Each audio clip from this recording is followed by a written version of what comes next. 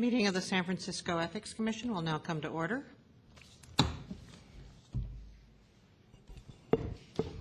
Take roll call. Commissioner Rennie? Here. Commissioner Studley? Here. Commissioner Herr? Here. And I'd like to introduce our newest commissioner. Tonight is his first meeting, Brett Andrews. Welcome. Thank you. Brett, perhaps you'd like to introduce yourself and tell us a little bit about yourself. Sure. So I've been here in San Francisco for 10 years and been the executive director of Positive Resource Center, a HIV/AIDS mental health organization that provides benefits, counseling, and employment services. I've been active in the community at many different levels, and I'm just looking forward to participating in the Ethics Commission. Over the years of having conversation around this type of work, what is very clear is that there's a lot of interest and a lot of passion and a lot of knowledge. And as I've talked to the Commission and talked to supervisors and talked to community advocates, it's important to make sure that we have respectful engagement, and I seek to be a bridge in that regard. So I'm looking forward to participating with the Commission and the staff and the community. Well, we're looking forward to it as well, so thank you for joining us. Thank you. And now, any public comment on matters appearing or not appearing on the agenda?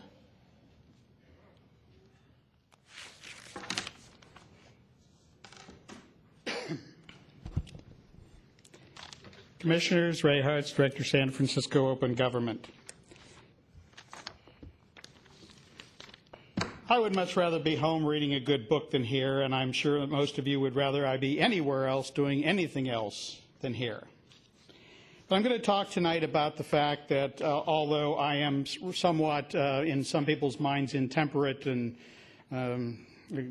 aggressive or whatever you want to call it, I have some good reasons for doing so, and I'd like to spend this time talking about that.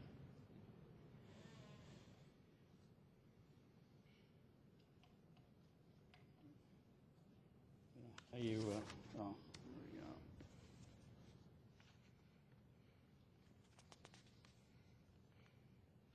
Anyway, you all know Jewel Gomez. She's the president of the Library Commission. She was found to have violated the Sunshine Ordinance by the Sunshine Ordinance Task Force. It was referred to this body, and you recommended unanimously to the mayor's office that she be removed for standards that fell below the those appropriate for a public official. The learned lesson of Ms. Gomez. Well, here we have the letter recommending the approval or the removal. A year later, you sent another letter saying what's going on. As far as I know, you've never gotten a response. It's appeared in the paper that it's just awaiting recall. Now, the lesson that Ms. Gomez learned is you can't stop people from speaking because they can take you and have you found in violation. So what she does instead is she picks comments that I made at a library commission, and she's quoted here in the paper. And here are three of the most salient quotes. I know 12 people who could effing bury him. He doesn't, if I could walk out of here today, he doesn't know who he's effing with. I speak very nicely now, but I did grow up in the ghetto, and I used to carry a straight razor. She was recorded without her knowledge by the library, and it was posted on the library's public website for a month. Now, this person who was afraid of the comment I had made then went to the San Francisco Police Department and filed a police report against me. And I fought with the police department to get the information. They held it for 1 year and 3 days, 3 days longer than it was necessary for me to file a complaint against her for filing a false police report. And then here we have the latest little iteration. It's a referral to the Board of Supervisors against City Librarian Luis Herrera for withholding public records he had in his possession. And he did so for over 2 years and continues to do so. Thank you, Mr. Hartz. Any other public comment at this time?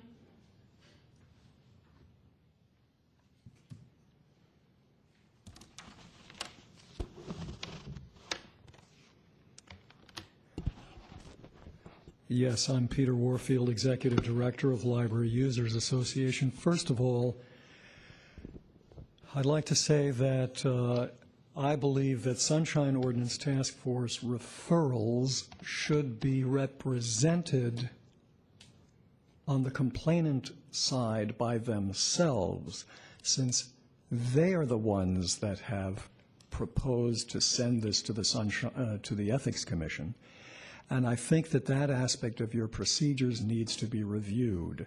If there are problems with what the Sunshine Task Force does, if there are legal questions, they would certainly be good, if not best, at answering those questions. That doesn't mean you should exclude the complainant or not have the complainant available to answer questions.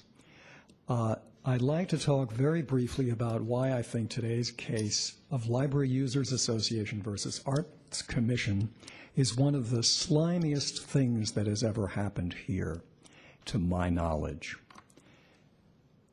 The civil grand jury called this body the sleeping watchdog. And I don't know whether folks here may be sleeping, but Mr. St. Croix certainly is not sleeping. He's extremely alert, he's detail-oriented, but he's still dedicated as before to protecting the guilty, especially if those are city officials. Now, I won't go into the raft of delays that have happened with this case, which I filed to the Sunshine Task Force on behalf of Library Users Association more than a year and a half ago. But Mr. St. Croix has exerted legalistic legerdemain to define this as a complaint by me personally against a staff member of the Arts Commission personally, thereby defining it away completely as to any responsibility. It's like saying the knife did it, so too bad if there's been a murder, but there's really nobody accountable. Mr. St. Croix goes on in his letter about how the complainant was Peter Warfield and the respondent was Kate Patterson of the Arts Commission, although she had nothing to do with it. And then he goes on and defines so he talks about, on page 2 of his letter, the task force referred this matter as a willful violation under Section 67. However, Ms. Patterson is not an elected official or department head, thus the matter will be handled under Chapter 2. Well, it was very clearly, if you look at the order of determination and all the documents, over and over and over again, Mr. St. Croix has overlooked the fact that it was Library Users Association against the Arts Commission, which is headed by a department head who ought to be responsible, or if not, maybe the city attorney or the mayor. I could go through a lot more of the details, but among other things, I don't believe I was sent any information about when to provide written materials for this agenda packet for this You'll have meeting. additional opportunity to speak on this matter. I would prefer not to have the thing go forward. Thank you. Any additional public comment at this time before we proceed with the rest of the agenda? If not, we are now going to look at 3 possible action on matters that have been submitted to the Ethics Commission under Chapter 3 of the Ethics Commission Regulations for violations of the Sunshine Ordinance. The first one, Mr. St. Croix, do you want to inform us on this? You have the staff memo with the details before you. One thing I need to point out is, for various reasons, neither the complainant nor any of the respondents or representatives are going to be here tonight. So under the regulations, the commission can go ahead and debate and resolve the case without them, as this has been continued a few times. If you prefer not to, you do have the option to continue the case. Commissioners, any opinions on whether or not we want to address this case today or to do a further continuance? Commissioner Herr? In light of the complainant's request to continue and the fact that there are no respondents, I guess I don't see the harm in continuing this further. I understand it's been continued a couple times before, and we have an interest in getting these done timely. But on the other hand, The complainant has said that he or she would prefer that it be delayed, given that it is her complaint, and she's at least said that she has a need for an accommodation. I would have no objection to continuing it. Any other commissioners? Any other comments? Commissioner Studley? I would agree with Commissioner Hare's conclusion. It's regrettable that we will be criticized very likely for delaying these, and that we were ready to bring it forward. But I think under the circumstances, since the complainant requested that it not be considered tonight, that would be acceptable.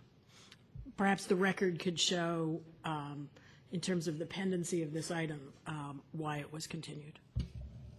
My only concern about continuing is that looking through the papers and the communications from the complainant, I think this is the third or fourth continuance, all of which have been asked for by the complainant for the same reason.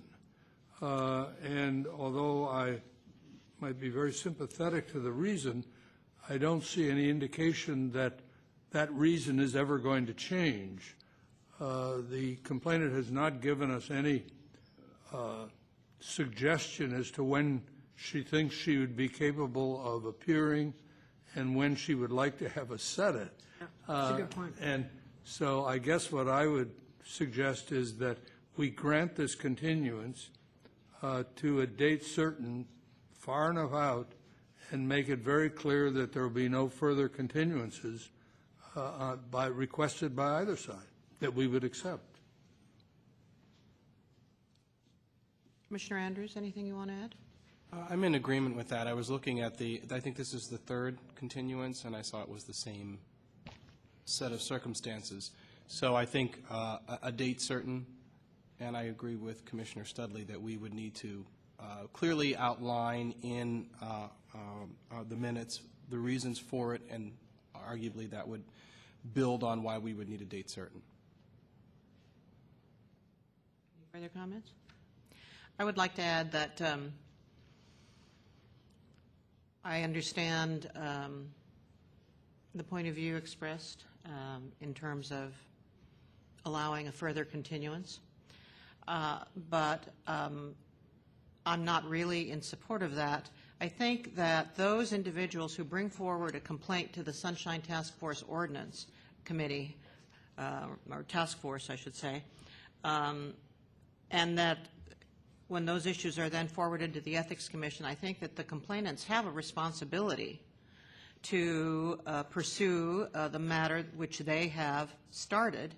And when we have continuance after continuance after continuance on behalf of the complainant, then it's difficult for me to take the complaint as seriously as perhaps one should.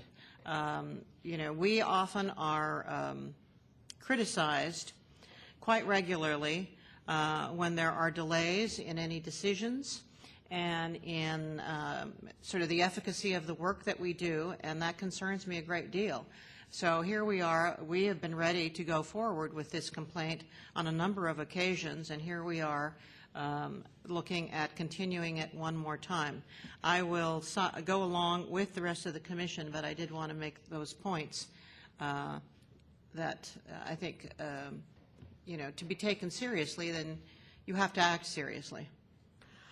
I find what each of you and Commissioner Rennie and Commissioner Andrews have said pretty convincing. Do we have an option of addressing the merits but holding the final determination until the next meeting if the party wants to appear, or would that be duplicative work for us? Mr. St. Croix? You can certainly do that. You might feel compelled at a later date to sort of rehash that detail again because there will be parties present that aren't here now. But you certainly have the option. What if we issued an order to show cause as to why she hasn't been here, he or she hasn't been here, and with a doctor's note explaining when she can be available. I mean, I am concerned that it is, that the basis, at least asserted, is a medical condition that's preventing her from being here. And to me, that's a problem beyond, I mean, if true and proven, is a legitimate basis for not attending, and to me, a legitimate basis for continuing it. So something like that might give us a better sense of when Pastor Gavin will be available, and if there, should we get no response, then we should schedule it and have it heard as soon after as possible.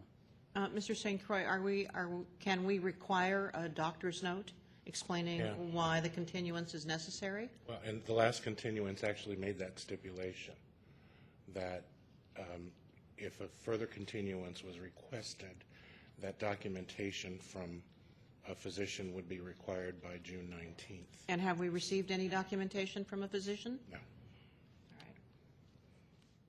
Mr. Rennie, I think you raised your hand. That information causes me to sort of reconsider whether we ought to just proceed with it, having that Pastor Gavin's been given certainly ample opportunity. But if we are going to continue it, Commissioner Studley, I would not be in favor of our dealing with the merits today, because the argument as to why it's necessary for her to be here is to try and address the merits. And is the stipulation that you referred to, Mr. St. Croix, in the record? Is that Well, it's part of the minutes? It's a public document that was sent on March 25th. The continuance was offered originally by Chairperson Herr and then renewed by Chairperson Hayon in the subsequent month.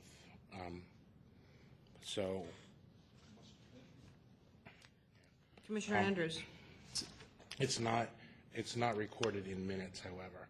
So what I'll suggest that you might want to do, if you do want to continue it, is say to the September meeting, but on the record, make that motion that documentation will be required and no further continuances will be granted. Commissioner Andrews. I'm thinking of both sides, and I believe in one of the communications, the complainant wanted an opportunity to cross-examine the respondents, and there could very well be the situation where the complainant is here and none of the respondents are here. So then, where do we go with that? And if that's the case, then we need to carry. I recognize that an accommodation is quite a serious request, but I think that that still doesn't necessarily, if we move forward in a continuance, guarantee that it would move forward. If that were the reasons why we needed to continue, for the opportunity for the complainant to cross-examine the supervisors and their aides. Just as a point of information, cross-examination is not part of the process. So if that's... Complainant represents themselves, and then the respondent represents themselves, and then the complainant has a chance for rebuttal. Well, then if that's not really if that's not the procedure, it seems to me then that they're both out. You know what I mean? It feels a little bit more balanced in that regard. So do I hear a motion on whether or not to continue this matter?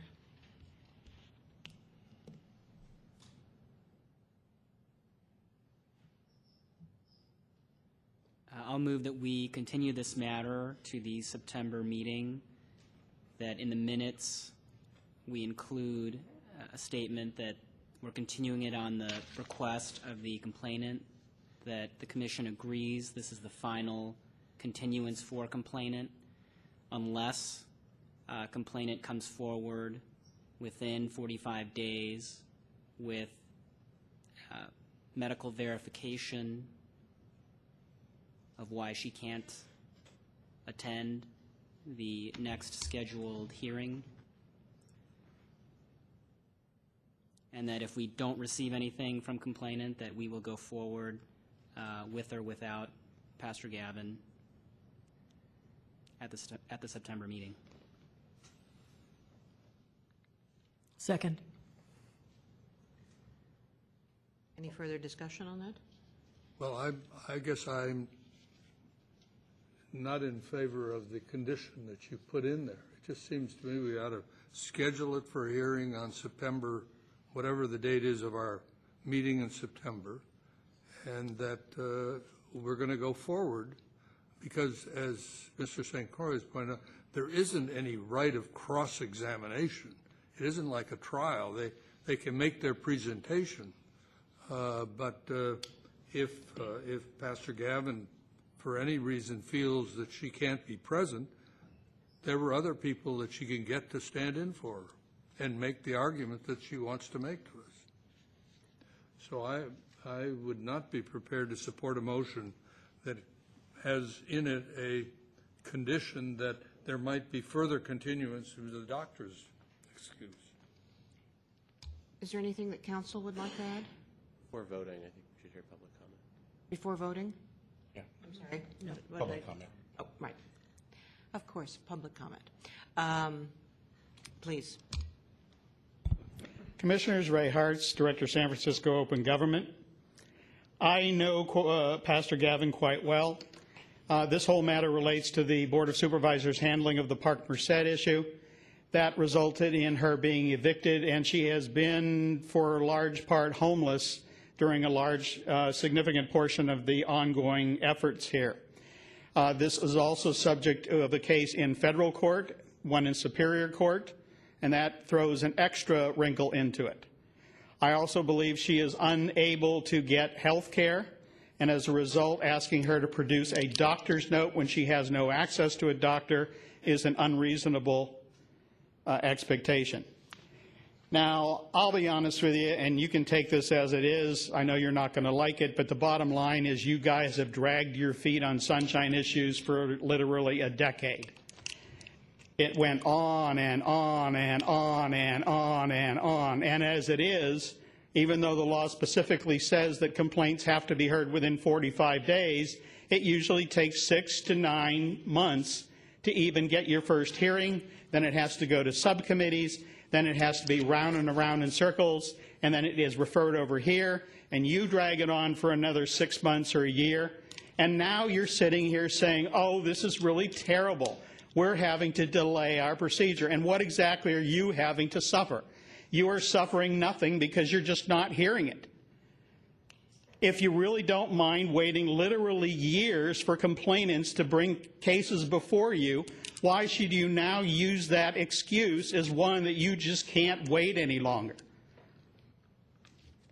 I can think of a lot of unfortunate words to explain that, but I would like to hear any of you try to justify that. The civil grand jury said you're the sleeping watchdog, and it pointed out the fact that the only case that you've ever handled that was referred to you by the Sunshine Ordinance Task Force and done anything about was the one that I talked about earlier, the President of the Library Commission. Every other single case that has come before you, you have dismissed and sided with the city 98% of the time and against the citizens of this city. Sided with the citizens of the city 2% of the time. So don't sit here and give all this moaning and groaning about how hard and difficult and unreasonable the complainants are when the complainants have to go through a gauntlet, literally a gauntlet lasting years to even get the damn case before you. Look at the historical record, and it's all a matter of public record, and you all know it. And 3 of you are attorneys. And if people were doing stuff like this in court, the judge would probably put sanctions against the attorneys involved. Don't be hypocrites. Any further public comment on this matter?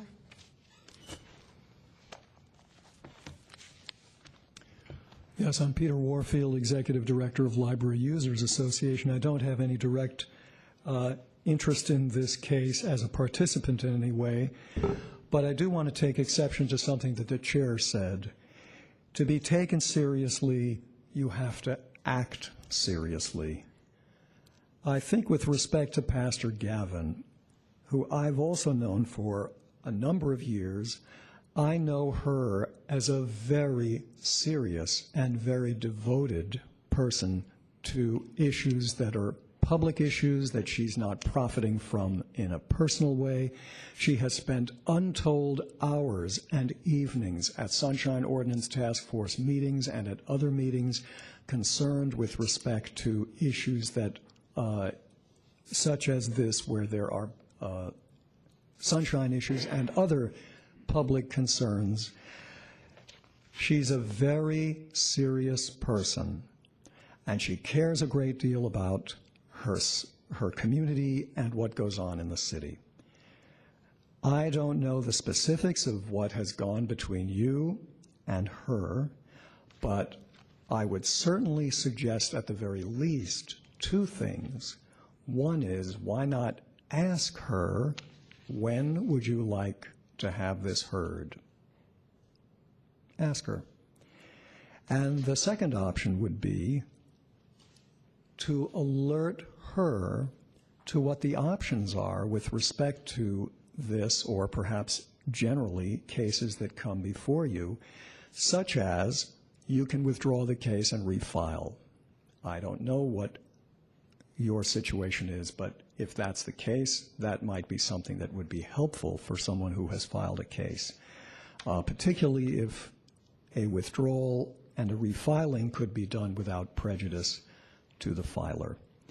I do think that she has had, without getting into the details, I know that she has had some very considerable obstacles to surmount and issues to deal with in her personal life, which I could understand would be difficult to deal with for anybody, let alone try and pursue something like a case against a number of supervisors at the Ethics Commission. So I think there should be some respect for who she is and what she has done, and just to give her a reasonable chance. As I said, ask her when she would like to have the hearing. If you have guidelines that you want to insist on, lay those out. If there are options, you might also lay those out as well. Thanks. Any further public comment? Shall we call the question? Do we need to amend the motion as stated by Commissioner Herr? I mean, I'm still in favor of giving her an opportunity to come forth with evidence explaining that why she can't appear. I think having it in the minutes, having it along with issuing a formal order to show cause is worthwhile, but all ears. On further reflection and going back to my original comment of balancing this complainant's request for us not to consider it against the delay, I would actually like to withdraw my second to the motion. My suggestion to the movement and others is that we might just say to be scheduled between now and September. And as I think about it, I'm not comfortable with putting the onus on her for that, the complexity that was described here, although I think acknowledging the reasoning in the minutes for why we're holding off makes sense. She does refer to having a physician, but I think it's burdensome to ask for us to schedule something. So I think I'd like to come off the motion. But I would like to see this scheduled between now and September. If she or someone else can speak to the motion, or to go forward on the papers if that's not an option. Don't mean to complicate it procedurally, but. Well, okay, I'm not clear. Well, Ben may be able to you are get another saying- seconder, so it's up to him Oh, to that's frame fine. his We motion. can have another second. I'm sorry, I don't follow it either. I mean, essentially what you're saying is that you do support a continuance. Yes. So how is that different from your original seconding of Commissioner Herr's motion? Because the motion involves putting the complainant to the proof of medical documentation and so forth. I see. And I think that may be tilting the tables a little more than I'd like to do. Can I make a suggestion? Yes. I would suggest a motion postponing or continuing the item subject to the call of the chair, giving the chair the discretion to determine when the best time it would be to schedule the hearing.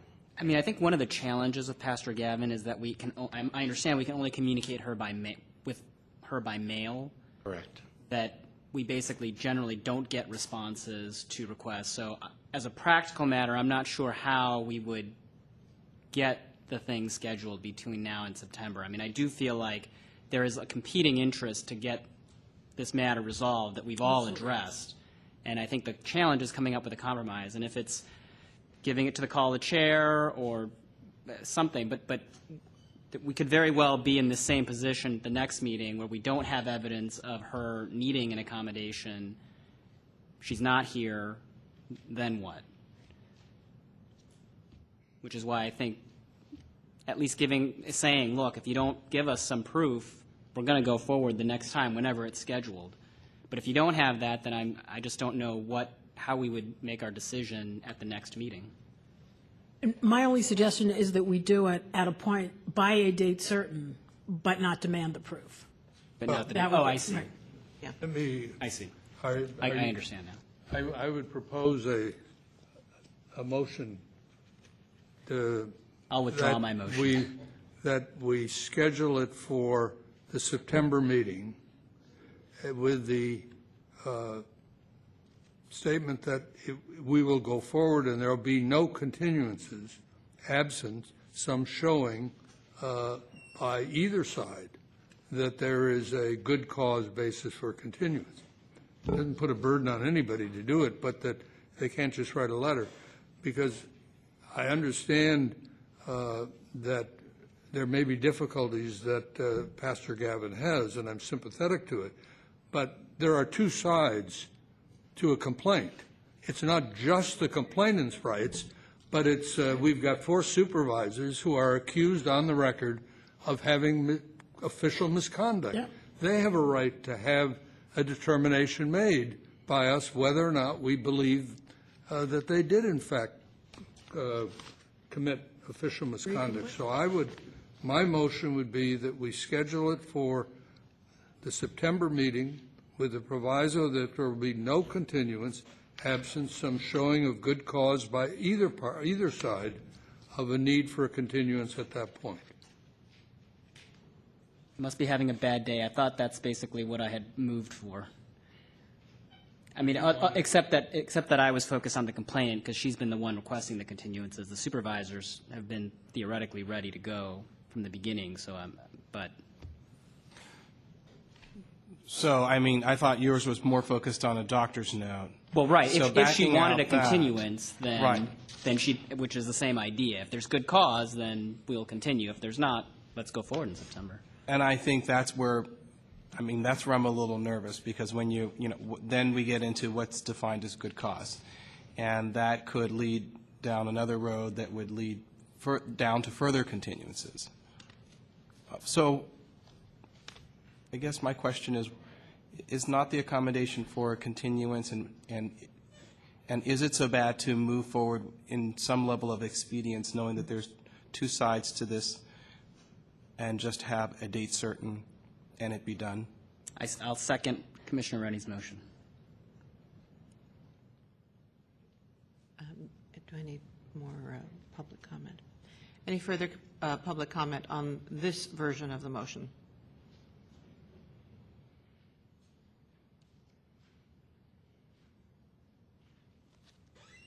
Hello, I'm Glenn Rogers. I just wanted to mention, it's going to be difficult to contact Pastor Gavin if she's homeless by mail.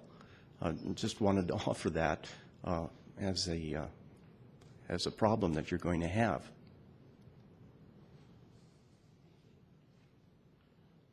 As far as we know, she does have a post office box that she does use.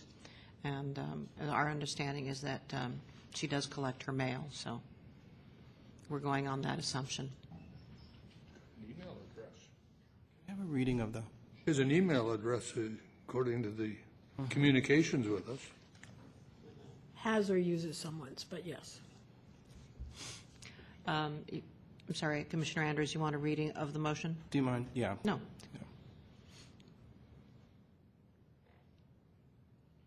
Who would like to read back the motion to us?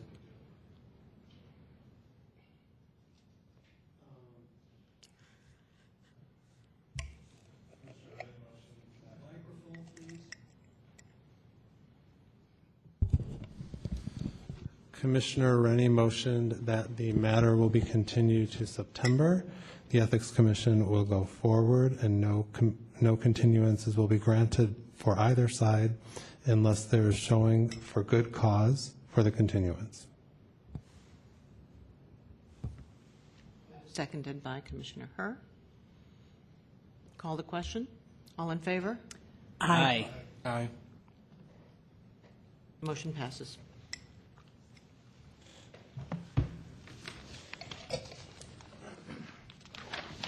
The next item.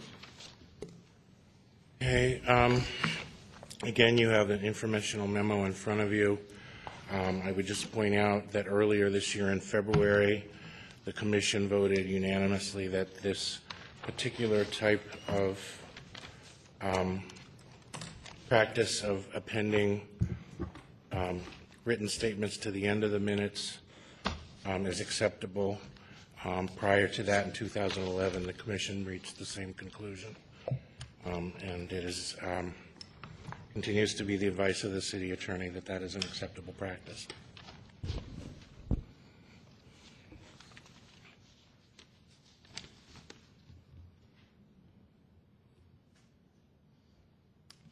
We would like to hear from the complainant. Mr. Ray Hartz. I assume I have 10 minutes because this says one. Oh, there we go. That is correct. Ray Hartz, Director, San Francisco Open Government. Now, what has changed between the last time this was heard back in February?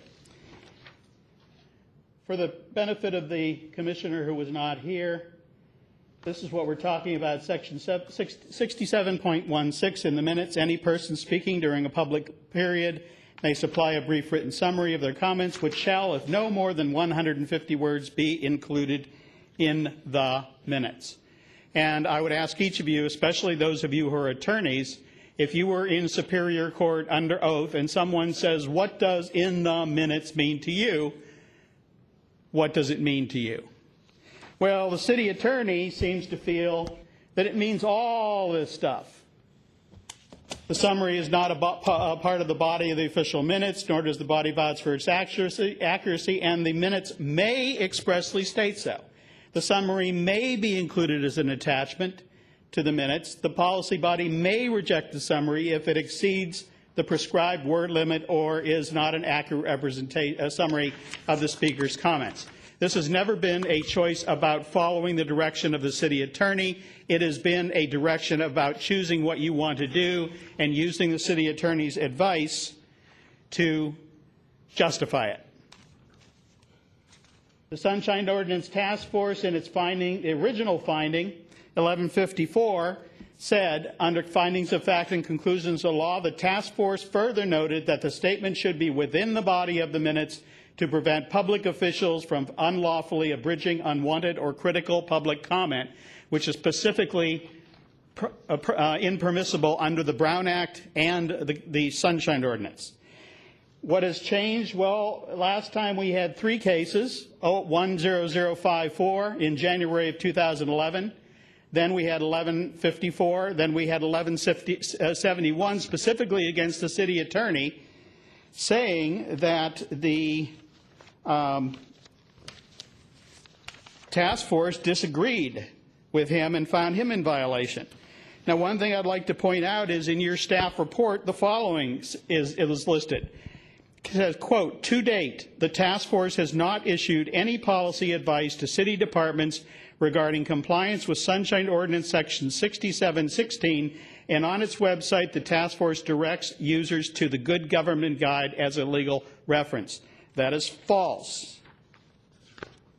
Here is a letter issued in 2012, May 17th to be exact, to the city attorney, explaining all of the reasons why The task force disagreed with it, and here is a memo dated the 18th of May to all city departments saying very clearly why the task force took its position, what it intended to do, and stating if you come before us and say attaching them and all this other stuff is there, we're going to find against you.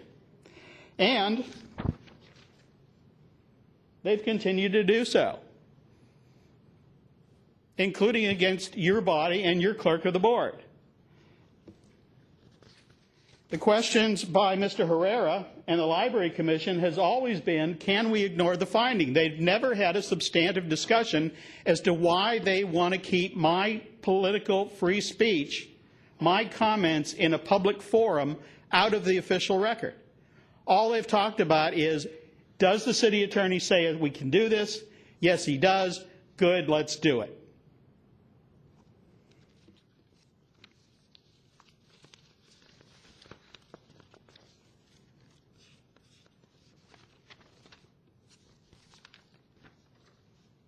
When it comes down to this Ethics Commission, you're in the same position. You've never had any discussion of the 150-word summaries. You have never discussed why you want to keep them out of the official minutes, why you want to put your interpretation of what I say in there and then deny me the ability to put in what I feel is an accurate representation. And I have dozens and dozens of examples of officially approved minutes from the Library Commission where you can read my 150-word summary and it bears absolutely no resemblance to the summary that's provided in the official minutes. And in fact, the summaries in many cases conflict and contradict what I said. That's why I fought so hard for this. Now, a couple things that happened at the last meeting.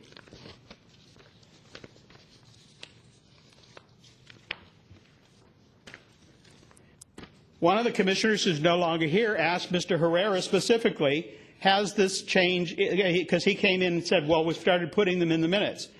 She asked, has this been adopted? Mr. Herrera's answer was no, but we intend to do it. His answer was no. And then she asked, do you intend to do it? And his answer was yes, we're in the process of doing it. They have still had absolutely no discussion. They have not changed their policy. They have simply disregarded their policy and placed arbitrarily the minutes, the 150-word summary in the minutes, and there's absolutely nothing to keep them from tomorrow just reversing that. And Mr. Rennie asked him, why are you so resistant to having these statements in? And I don't feel he gave a coherent answer. In fact, Mr. Rennie went on to say that he felt that all city bodies should follow this policy, and he would consider it a willful violation if they failed to do so. But what they have done is exactly leave themselves in the position where they can arbitrarily simply go back and start leaving them out of the minutes and making them addendas just as they have been. So what has changed? Absolutely nothing. Now, last week, Mr. St. Croix, your executive director, appeared before the Compliance and Amendments Committee in the case involving him, and they asked him, is this policy? No, it's an accommodation to Mr. Hartz. Yes, you're going to accommodate Mr. Hartz. Of all the citizens in San Francisco, you're just going to put them in to please him. They asked him, is there any policy on this? No, there's not. Is there anything in writing? No, there's not. So basically, their last question was, so you're telling us that you can basically just then go back to what you were doing before, and Mr. Hartz would have to go through and fight this battle all over again.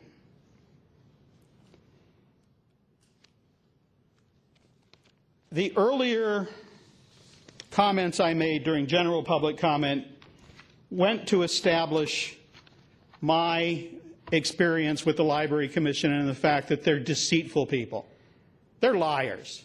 And I can use that because it is a matter of public record. For years, they have been coming before the public and lying about the financial dealings of the Friends of the San Francisco Public Library.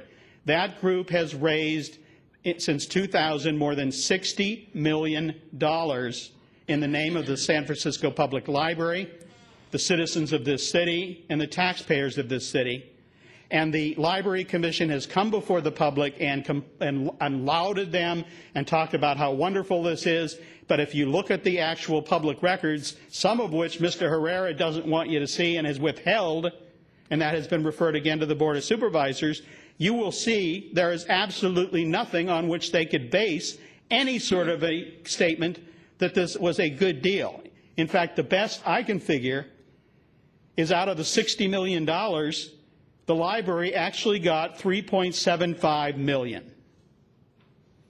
Not very good. In fact, it isn't any of the money actually raised. It was taken out of reserves, which they have spent down to the tune of $20 million. Now, I know you don't like what you said, but here is the Good Government Guide. And part of this says, oh, I'm sorry, wrong thing. On page 131, quasi-judicial bodies must afford a fair hearing to the parties before them.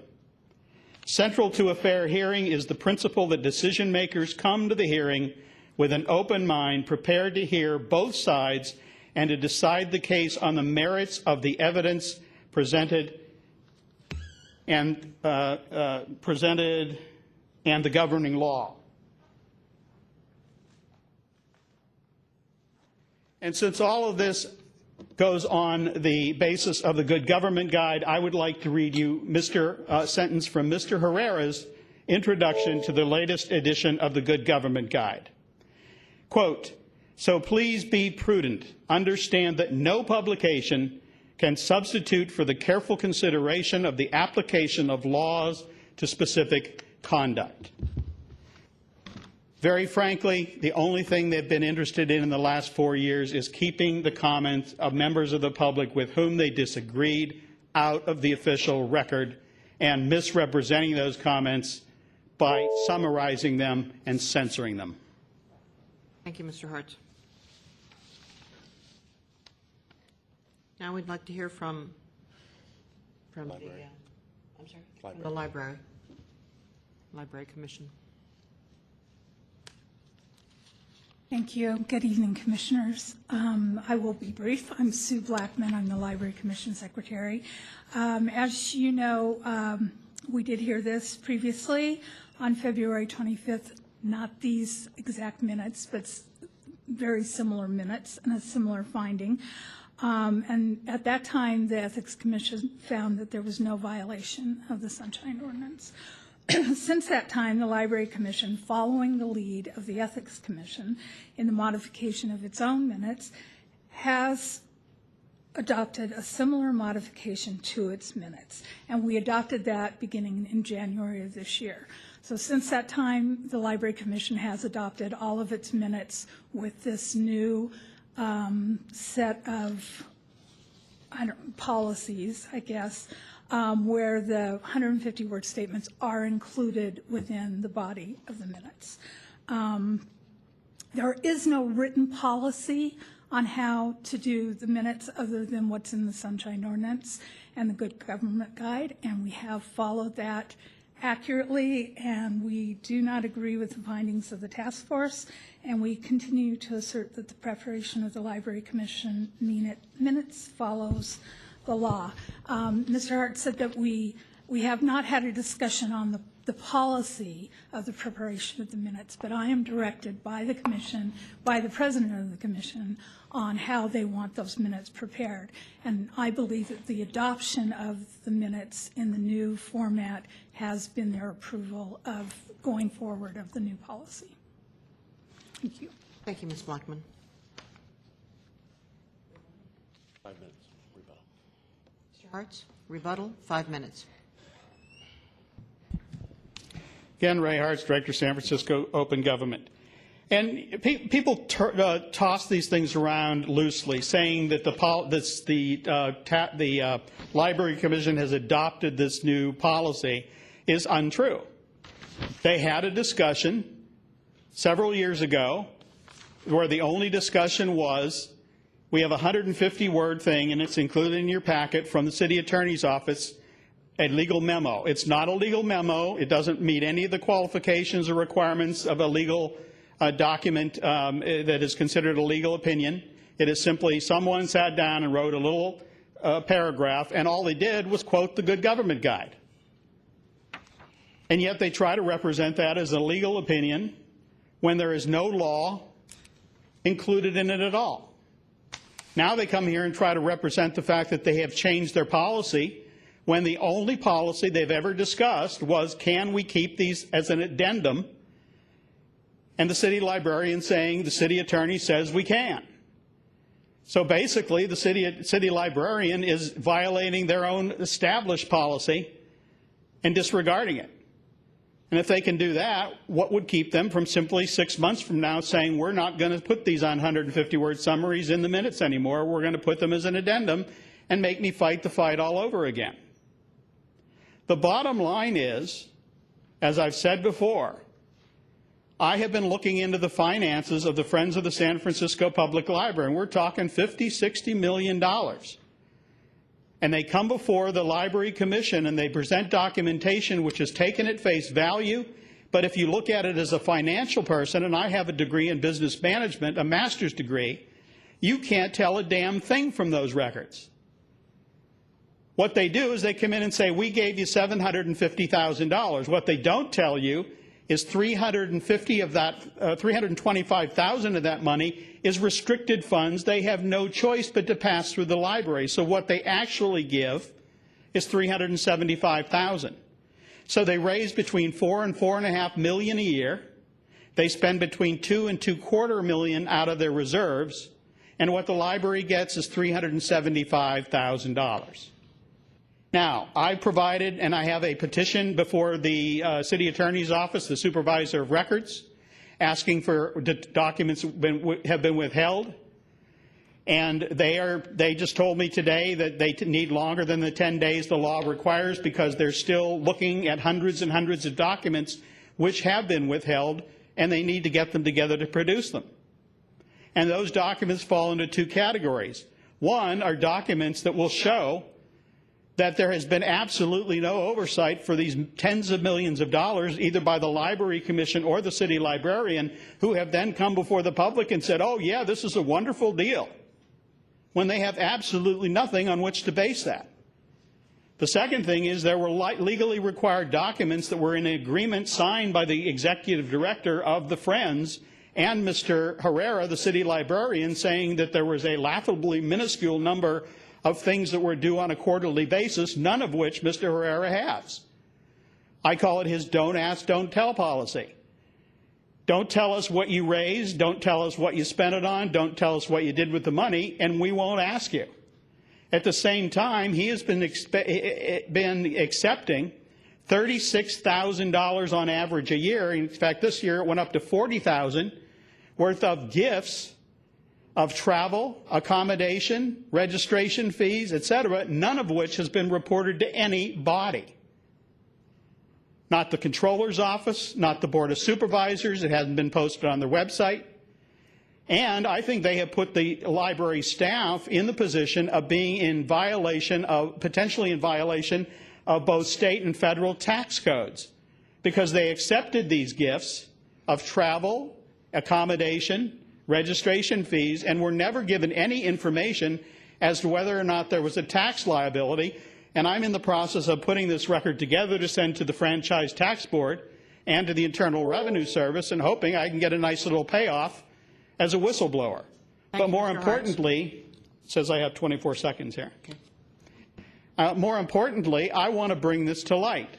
You cannot have a position of public trust come before the public, tell them everything is fine, when you absolutely have no idea whether it is. And that's what they've done.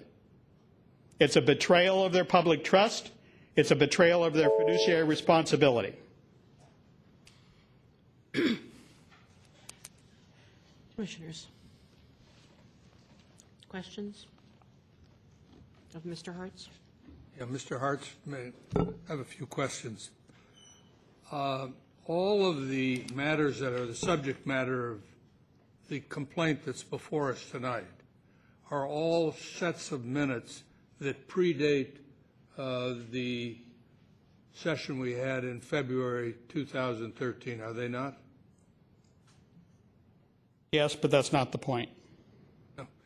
But that's what you are saying, that we should find that their failure to include in the minutes, as you define it, rather than attaching them to the minutes, that should be a willful violation. That's what you are contending and what the task force is contending, right? How many years do you have to do something before it is obvious that it's willful? I'm just saying that. Yes, that's what I'm saying, but what I'm saying is after repeated findings, you continue to ignore it. At what point do you say it's not willful? Could he do it for 10 years, 20 years, 30 years? Mr. Herrera knew what he was doing, and he did it willfully. He's a smart man. He knew exactly what he was doing. And he did it on the basis of what the city attorney told him. And no, he did it on the basis of what he wanted to do to suppress public comment, and he used what the city attorney said, which was repeatedly refuted by the task force. And if you read the Sunshine Ordinance task force, it says the task force shall give directives to city bodies and agencies about what the law means, not the city attorney. And for some strange reason, you want to take the city attorney's right to interpret it as he sees fits and override the task force, who has a legal right to decide. I would say that probably they both have a legal right, just as we may have a legal right. Where does it say in the law that city attorney has the right to interpret the Sunshine Ordinance? Show me in the ordinance. Because he's the attorney. Where in the ordinance does it say it? In the ordinance, it specifically says the task force has the responsibility. I'm not going to argue. We made the decision back in February. I know. That so long as the library adopted the policy. They didn't.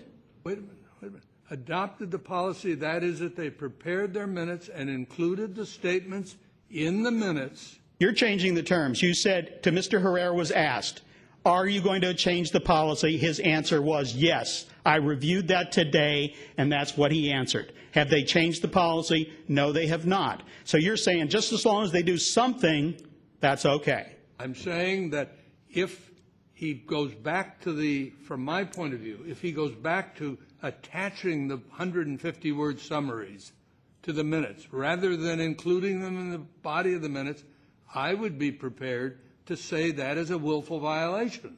But so long as he continues to put them in the body of the minutes, there's no violation.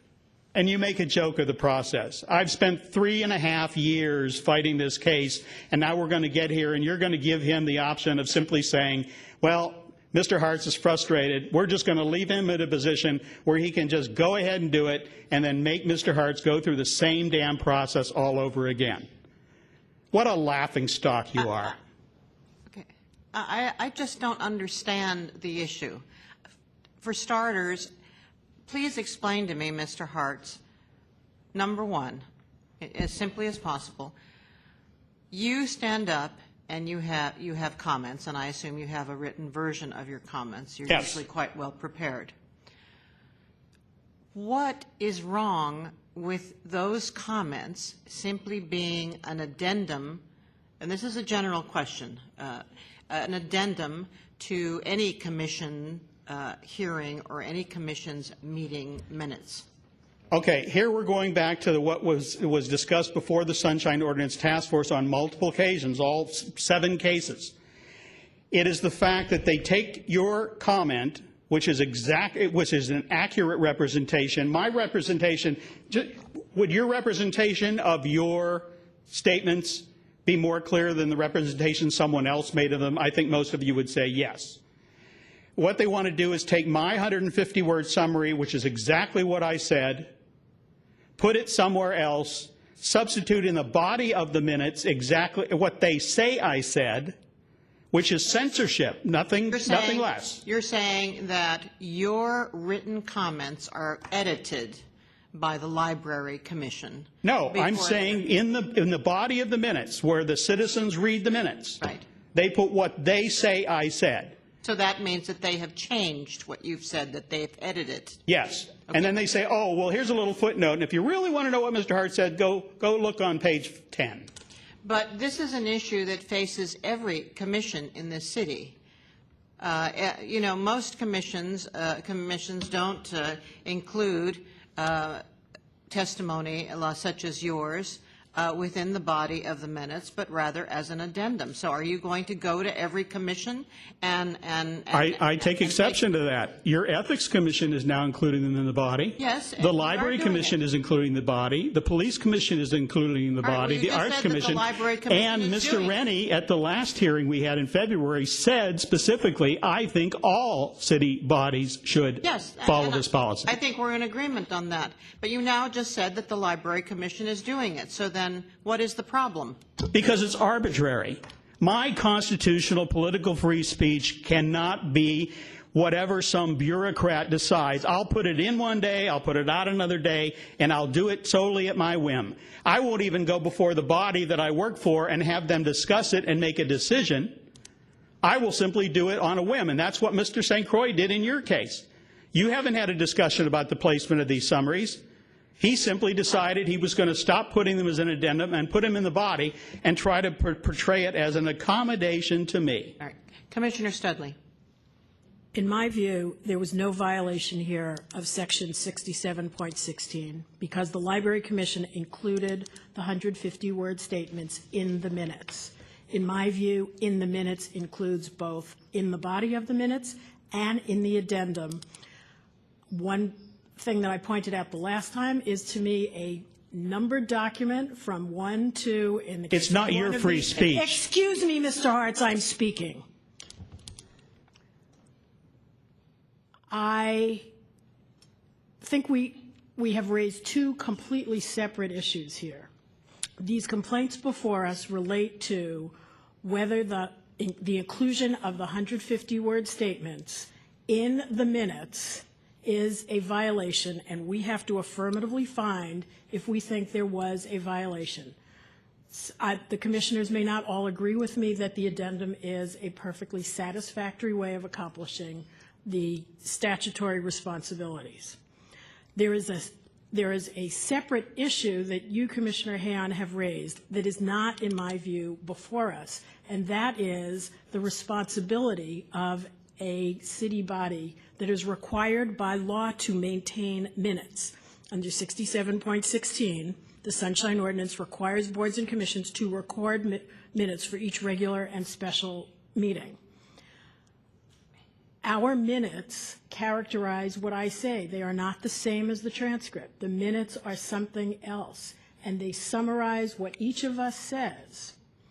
And that is different from the inclusion of the 150-word statement that allows speakers before the commissions to be absolutely clear about what they want to say.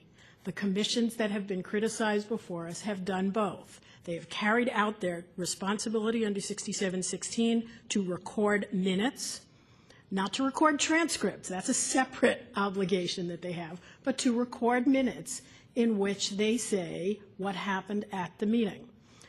If there is a complaint that those minutes are not being kept appropriately by any commission, that would be a separate question. That's not on the floor before us right now.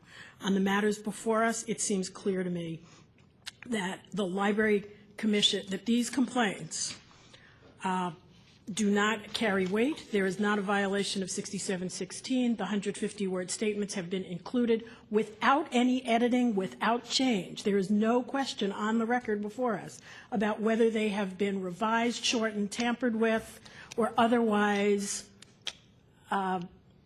reduced from what was presented by the complainant or anyone else. I think it's a simple matter, and I think we should act in a way that follows the decisions that we have made in the past on this issue. Thank you, Commissioner Studley. And may I respond to that? Clarify. Thank you. May I respond to that? Mr. Hartz.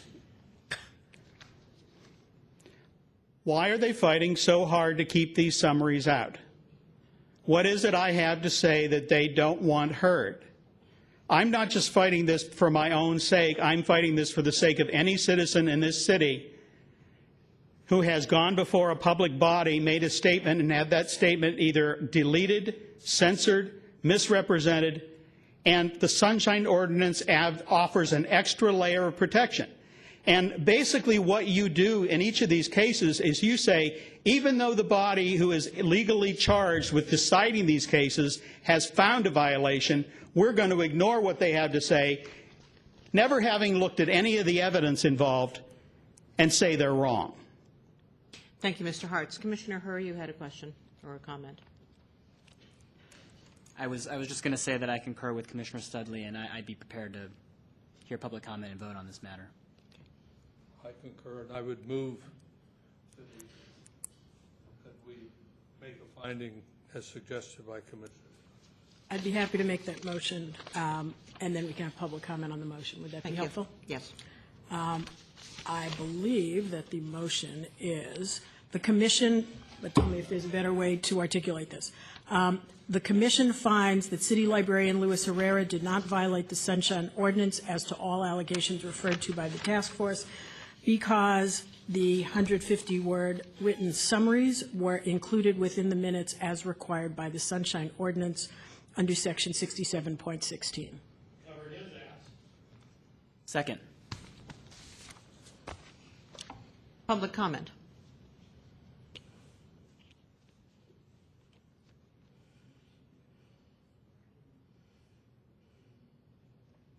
Commissioners, any other comments? A moment. Mr. Warfield, just a moment. Thank you. Commissioner Andrews. Thank you. You know, Mr. Hartz, you educated me on your education and your degree in business, and I'm thinking about the role and the responsibility of the clerk of the secretary. That is their job description. And when I look at 67.16, there's a litany of responsibilities that they have, and at the end of that paragraph, there's a whole separate statement that says any person speaking during public comment period may supply a brief written summary of their comments, which shall be no more than 150 words. This is the responsibility of the secretary clerk to take down, and I appreciate you, Commissioner Studley, for creating the distinction or outlining the distinction between a transcript and minutes, which are to summarize all of us. That's the role and the responsibility, the job description of the secretary and the clerk. And it's like if you were a manager and you decided to do an evaluation on me and you called me into your office of a year's worth of work, and as you have done good due diligence of talking to me and observing me and talking to the people who I supervise, you wrote up an evaluation. And at the end of that evaluation, you have an opportunity to either sign off on it with no comment and say, I agree, and I have no comment, I agree, and I do have a comment, which is usually a clarification, or I disagree, and here are the reasons why. But what you don't get to do is have the opportunity to change the words within the evaluation. And I think that's, in many ways, what the role of your 150-word summary can do when you're summarizing the minutes, because the minutes aren't there to capture every single nuance of the meeting. The transcript is there for that, but I think the clarification happens for that. So this is the role and the responsibility of the clerk and the secretary. I concur with Commissioner Studley. And may I respond to that? Well, we were going to have public comment in general. Well, the comment was just made, and I think it's timely that I respond to it appropriately. I think Mr. Hartz has had plenty to say on this issue. Are you afraid of what I have to say? Hardly. You make it a joke, Mr. Herr. You sit there and you smile and you laugh and you make derogatory comments because you have the power. Mr. You're a Hartz, bully. I think the only person that's making derogatory comments in this chamber is you. And actually, Mr. I asked to Warfield, respond to this comment. That was all I asked to do, and I'm being told Mr. Hartz has had enough time. Yeah. You've had a lot of time, more than the normally allotted time for a complainant. So we're opening this up to public comment. I believe Mr. Warfield was going to speak. Afraid to have a response, huh?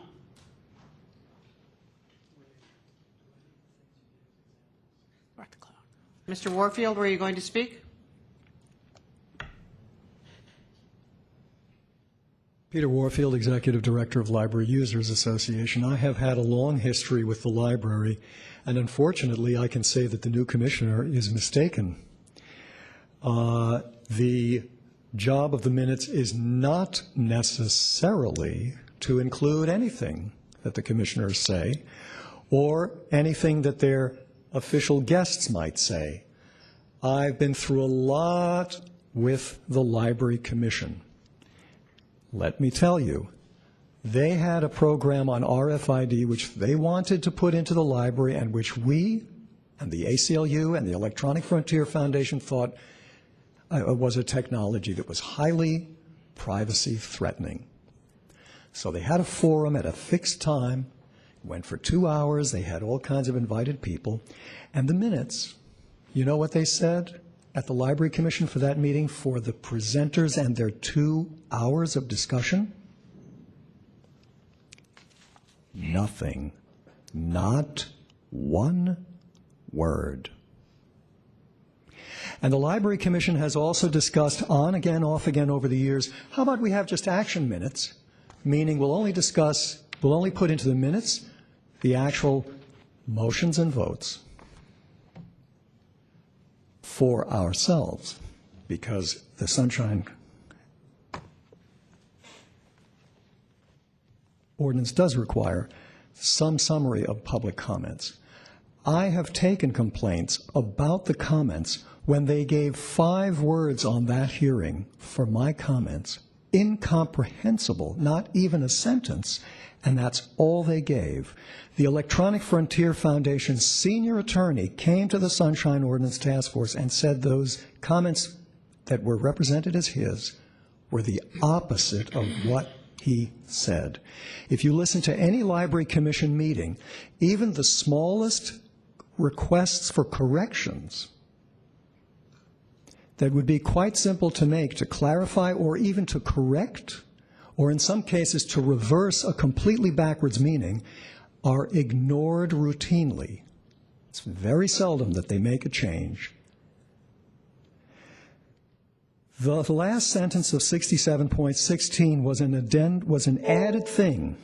The 150-word summaries were added as Proposition G to strengthen the Sunshine Ordinance, which was originally passed some years earlier, presumably because those passing it recognized that without the public's opportunity to speak in their own voice, all kinds of problems could ensue, as I well know and Mr. Hartz and others know has happened. The library has played all kinds of games to push off those additions, to say that they're not endorsed, to put them in a separate document. They need to be in the minutes as the Sunshine Ordinance. Thank you, Mr. Warfield. Commissioners? Shall I call the question?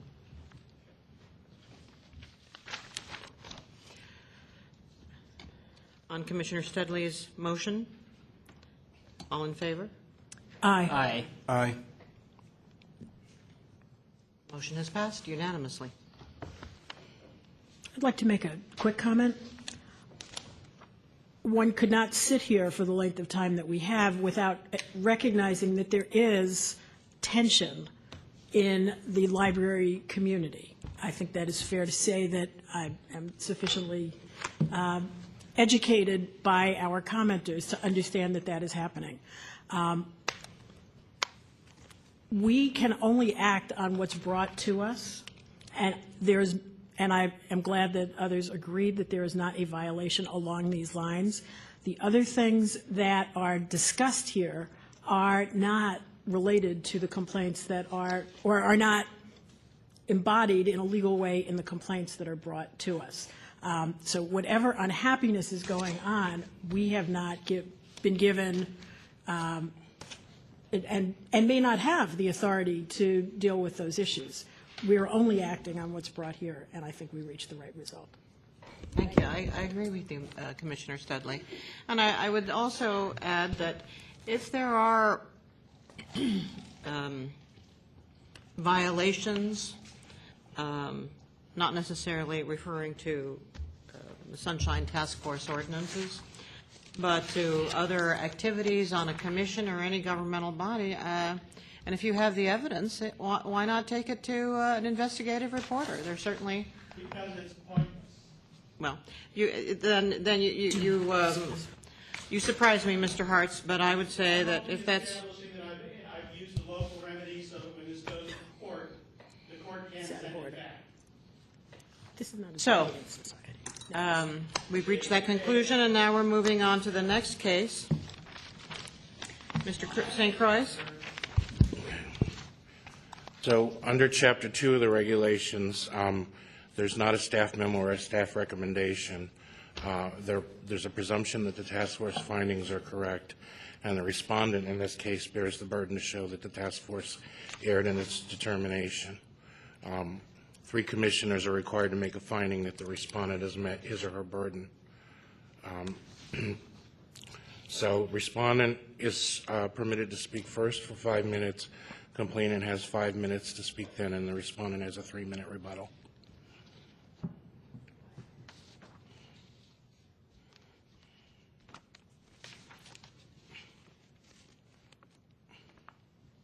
Good evening, Commissioners. My name is Kate Patterson, and in my capacity as Director of Communications for the San Francisco Arts Commission, I am the primary responder to Sunshine requests that come to the agency.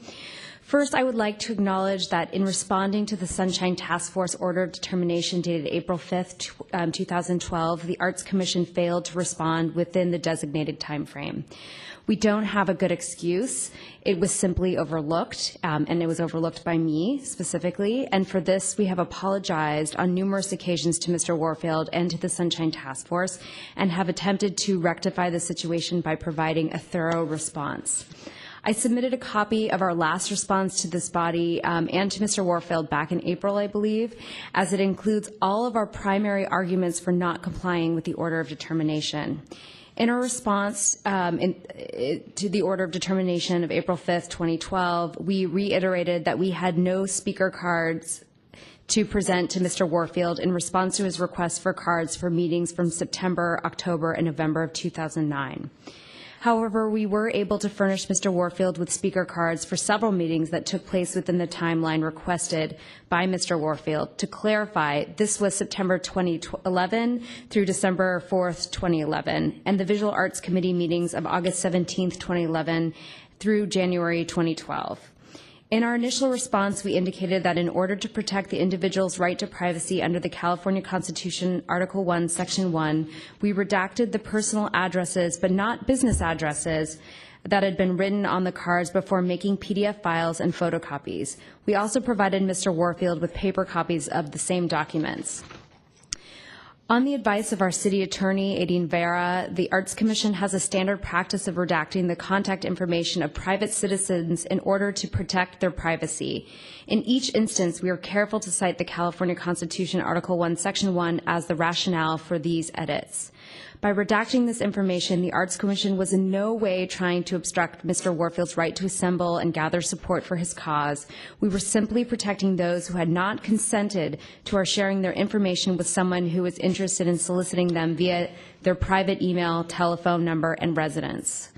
Today, despite the Sunshine Task Force finding, the Arts Commission maintains that it acted appropriately by redacting the personal information of those who filled out speaker cards at past commission meetings, because at the time it was unclear both to the Arts Commission and to the individuals in question that they would be waiving their constitutional rights of privacy by participating in the commission meeting by filling out resident information on a card. At no point did the Arts Commission speaker cards include information alerting the individual to the fact that once handed to the Commission that his or her private information would be public record. The Sunshine Task Force ruling assumes the citizens who attend public meetings are fully conversant with all of the rules.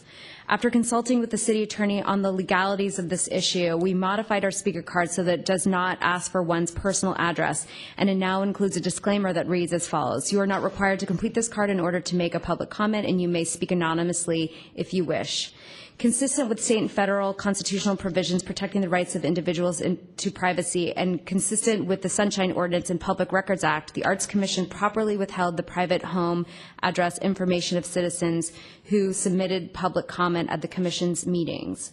The findings and purpose section of the Sunshine Ordinance makes clear that the Sunshine Ordinance was not intended to eliminate or interfere with privacy rights.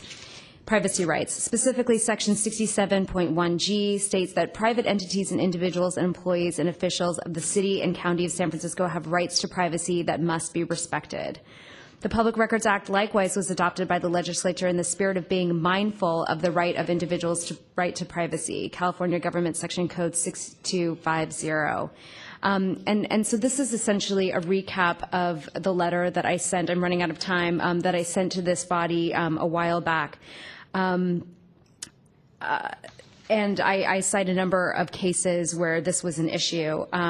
So although the home addresses and telephone numbers are often publicly available through telephone directories or similar services such as Google, the fact does not eliminate an individual's privacy interest in such information. The Arts Commission feels that disclosing personal contact information to any private citizen would make them vulnerable to any personal or entity, from a corporation to a religious cult, that either wish to sell something or use this information for other nefarious uses, such as identity theft. Furthermore, disclosing this information would also deter private citizens from participating in a democratic process. I think the question is not what they would use the information for, but the question is that we don't know the individual, so it's a hard call for us to make. Thank you. Do you want to take, if we have questions, would you like us to hold them till after the complainant speaks? No, I think perhaps we should take the questions now. It's up to you. What is, okay, wait, okay, thank you. Complainant. Okay. It's a very simple question. With respect to the failure to respond to an immediate disclosure request in a timely manner, although you addressed that very candidly, I have to say that I'm at sea. So if you could just point me. Oh, can I just? Yeah. It wasn't a failure to respond to an immediate disclosure. It was a failure to respond to an order of determination from the Sunshine Task Force. Okay, thank you. But there is an element of the proceedings before us is failure to respond to an immediate disclosure request in a timely manner. And the dates that I see are December 15th, and I'm speaking now from the task force's order of determination dated April 5th, 2012. This says, on December 15, 2011, the Library Users Association requested electronic copies, and on December 19, 2011, the SFAC secretary produced electronic copies, and on December 20th, Mr. Warfield inspected them. So I think my question for you, I will ask Mr. Warfield why this was not timely, is whether that correctly tracks your understanding of the timing. A request on December 15 and a response on December 19.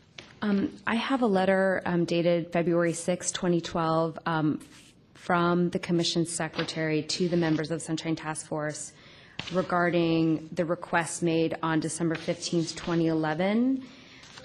What I don't have in front of me is a calendar, so I don't know if this is a situation whereby it was a Friday request and we got back to him on Monday. I don't know. It was a Thursday, and the response came Monday.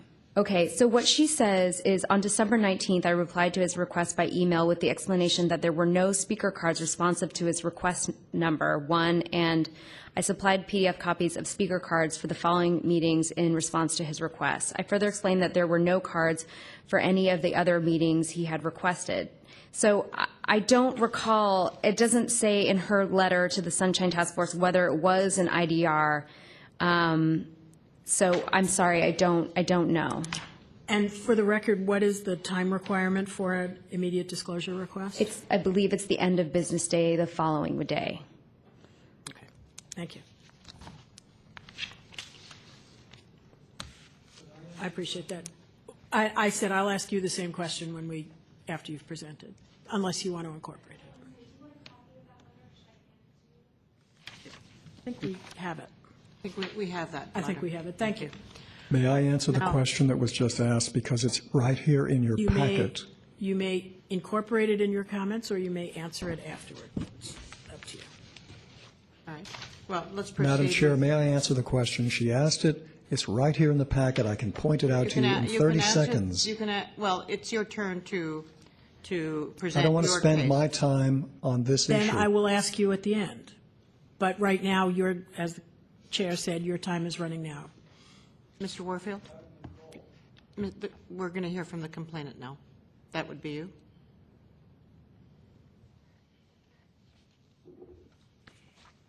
Thank you for calling me, Madam Chair. As I said in my public comment, I think this is an outrage that you are doing here now with respect to your procedures. This procedure is being run as though I personally complained against Kate Patterson personally, and that there was no department head or elected official involved. Mr. St. Croix says in his first paragraph, the named respondent was Kate Patterson of the Arts Commission. The named complainant was Peter Warfield of the Library Users Association. And then he goes on page 2, where he says, the task force referred this matter as a willful, this is on page 2 on the old letter, second paragraph. In addition, the task force referred this matter as a willful violation under section such and such. However, Ms. Patterson is not an elected official or department head.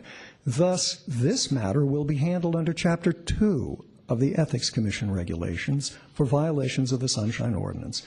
So what Mr. St. Croix has done is to define away the possibility that a department head might be responsible here, and only, well, it's like saying there might have been a murder, but it was the knife that did it, so nobody could be held responsible. I had nothing to do with Ms. Patterson. I'm not even sure she was working with the Arts Commission at the time I made the request on behalf of Library Users Association. She had nothing to do. She knows nothing personally about this. It's all what she's heard about. She is the employee of the Arts Commission, and the head of the Arts Commission at the very least ought to be considered responsible, especially given the insistence and the long-time defiance of the Arts Commission over many months on a year-and-a-half-old complaint. Their defiance over many months. I suspect Ms. Patterson would be in deep trouble if she on her own decided to turn any information over to me that they haven't yet. And that's because the head is involved. Now, if he were to come here and say, I'm not involved, it's the mayor, because that's how I got appointed, or the city attorney, because that's who I follow religiously, I think there might be an argument for that. Go ahead and find that out. Be Judge Sirica. But to claim that this follows the procedures of something that where no department head is involved is absolute nonsense. If you look at the order of determination from the library, from the Arts Commission, from the Sunshine Task Force, Library Users Association versus San Francisco Arts Commission, case number such and such. That's the April 5th order of determination. Complainant Library Users Association alleged that the San Francisco Arts Commission, and it goes on and on like that.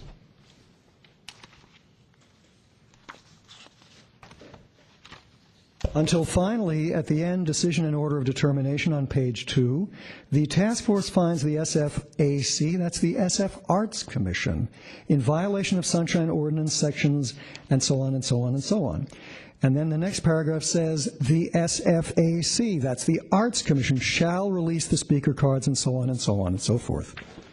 The referral that you received from the later the referral that you received directly to this body, which was written by the most recent chair of the Sunshine Ordinance Task Force, similarly, nobody's talking about Kate Patterson and Peter Warfield, especially not Kate Patterson. We're referring this to, in the case of the Library Users Association, against the Arts Commission for failing to respond to the immediate disclosure request and so on. Sunshine complaint number such and such, 12001. The Library Users Association versus the Arts Commission. On March 7, the task force heard complaint number so-and-so by the Library Users Association, complainant, against the San Francisco Arts Commission, respondent. So it goes on and on in that way. Meanwhile, you've covered your tracks. Your agenda talks about a complaint of Library Users Association against the Arts Commission. And yet you're using the procedure that's appropriate for a non-department head. What is the Arts Commission? It has a department head, Mr. DeCaney. And so I think this is an outrage, this is backwards, and you need to rehear this properly so that it follows the procedures that you yourself have set up, and somebody looking at the facts and the documents will know who is complaining against whom. Thank you, Mr. Warfield. Mr. Warfield, just a question. What, as a practical matter, I mean, I'm not saying whether you're right or wrong, but as a practical matter, if we went and treated it as against the Art Commission, how would the procedure be different? In fact, as I look at it, there's less of a burden on you under Section 2 than there is under Section 3. That may be the case as far as burden goes, but as far as who you are ultimately going to find responsible, under this procedure, maybe you'll get the foot soldier a slap on the wrist, and the head of the department goes scot-free, because according to this formulation, no department head was involved.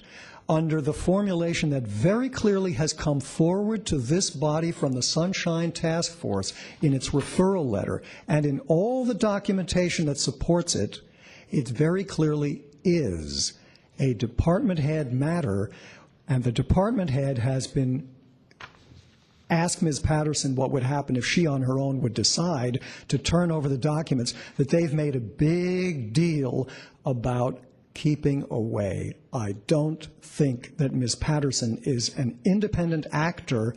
I think the department head is, and that's who you should be looking at as to who has responsibility. That's crucial. Thank you, Mr. Warfield. Commissioners.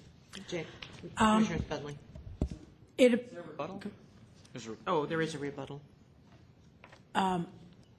There is, and I was going to say, I would like to speak to the procedural matter, if you want to take the rebuttal first. Well, just quickly. I think Mr. Warfield makes a good point. It appears to me that the Sunshine referral does frame the case as the Library Users Association against the San Francisco Arts Commission. And to the extent that that does carry consequences, I would be interested to hear from staff whether there is, whether they have an explanation for why it is framed differently than the referral that came to us. Absent such an explanation, it appears to me that we may want to consider sending it back to track the task force referral. So the referral that came from the task force itself, it does characterize the complaint as the Library Users Association versus the Arts Commission. However, at the bottom of it, the enclosure, underneath enclosure, it says Peter Warfield, Library Users Association Complainant, Kate Patterson, Arts Commission Respondent. Could you tell us, I'm sorry, which document is the referral letter from the task force that's dated March 7th, 2013. Are you referring to the CC listing? Correct, because this letter is to us, and the task force is CCing what presumably the people who are the complainant and the respondent. To me, it seems that those don't change the body of the letter. They're just saying, I would read it as on behalf of, or in order to reach the complainant, they're mailing it to somebody at the Users Association and somebody at the Arts Commission, and that's not controlling relative to the denomination of the complaint. I'm not trying to debate it with you. I'm just, that would be, seem to me, a lay reading of the I mean, that, as I read the letter, she appears as on behalf of the respondent. It doesn't say she's appearing personally. She's appearing as a representative of the respondent, is what the letter says. That is the body of the letter. And if you want to reschedule the matter on that's fine. Staff is happy to do that. We took it as, there's no other person named in this letter. We can't make a complaint against, we've never had any complaint against a body itself. There has to be a person, and, again, if we're wrong, we'll certainly look at changing that procedure. I would like to hear the rebuttal, and furthermore, I'm a little worried about requiring department heads to show up and for them to be the ones on the hook. I mean, they're on the hook ultimately if we find a violation that occurs in their department. But essentially what we'd be saying then is potentially every violation of the Sunshine Ordinance or failure to turn over a document in timely fashion would be under Section 3. And I'm not sure that's what we intended to do, or frankly, whether that benefits most complainants anyway because of the burden shift, as Commissioner Rennie stated. But I'm very interested to hear what Ms. Patterson Let's might have proceed to to the say. rebuttal. Ms. Patterson?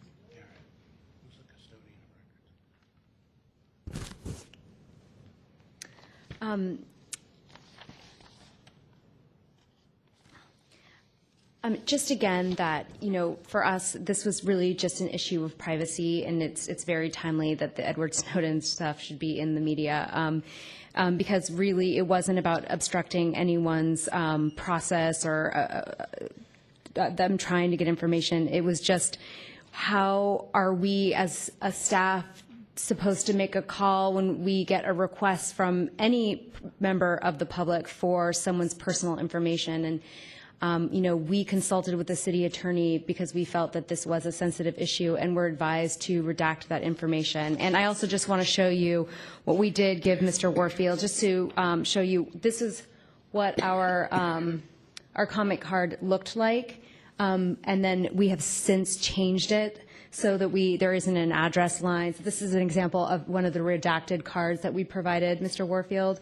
So we learned something in this process and have adapted accordingly, so that individuals' right to privacy would be protected should they want to participate at a public meeting, that they, even though they might not be aware that whatever they produce at that public meeting is public record, at least we can safeguard their privacy. Thank you. Can we take questions for Ms. Patterson? Ms. Patterson, questions for you.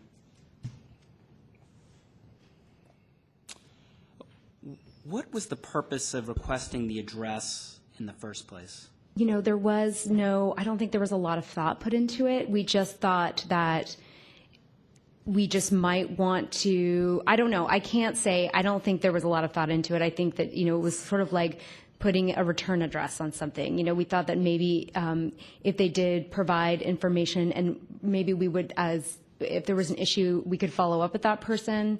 That might have been the rationale. I honestly don't think it was thought through. Okay. And in what capacity are you before us right now? I'm sorry? In what capacity? Are you here as an individual? Are you here representing the Arts Commission? Yeah, I'm the Director of Communications. I represent the Arts Commission on Sunshine requests or Sunshine-related requests, and I did respond to this order of determination, and I was party to the responses for some of these cards, and was one of the individuals who consulted with the city attorney in our responses with regard to the right to privacy, and have been involved with this particular case from a very early stage. And who authorized you to be here today on behalf of the Arts Commission? The Director of Cultural Affairs. It's part of my job description to represent the agency on sunshine-related matters. I don't have anything further for Ms. Patterson. Any other questions from the Commissioner? Ms. Patterson, I was wondering if you just had the new card. Do you have a? I don't have the new card, but I can tell you what it says now.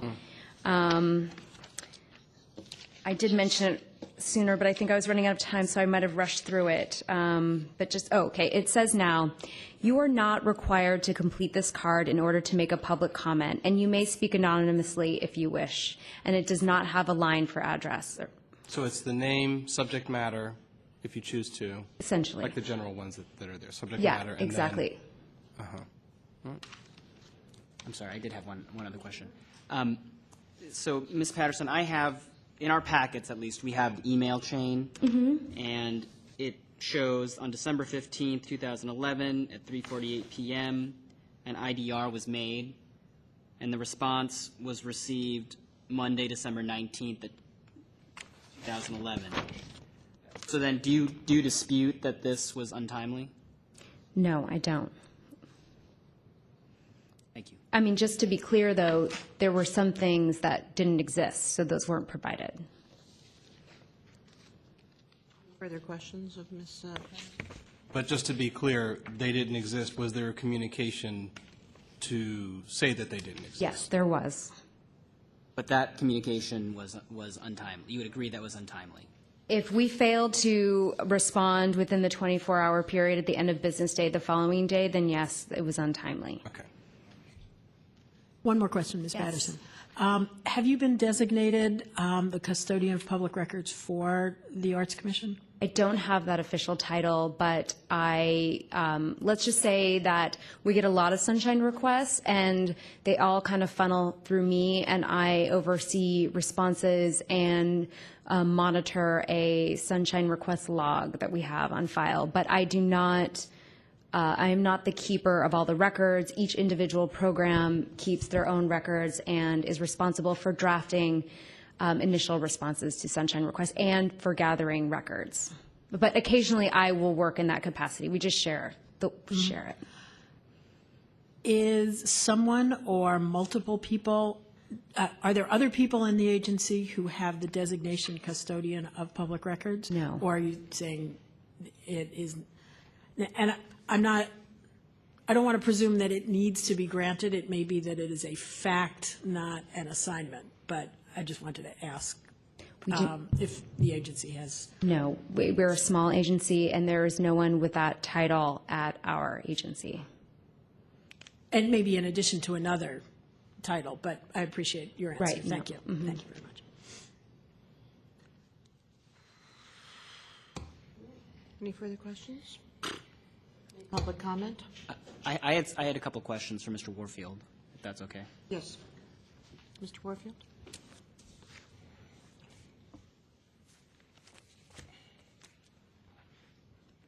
Mr. Warfield, on what basis do you think the address information of the individuals is valuable to be in the public record?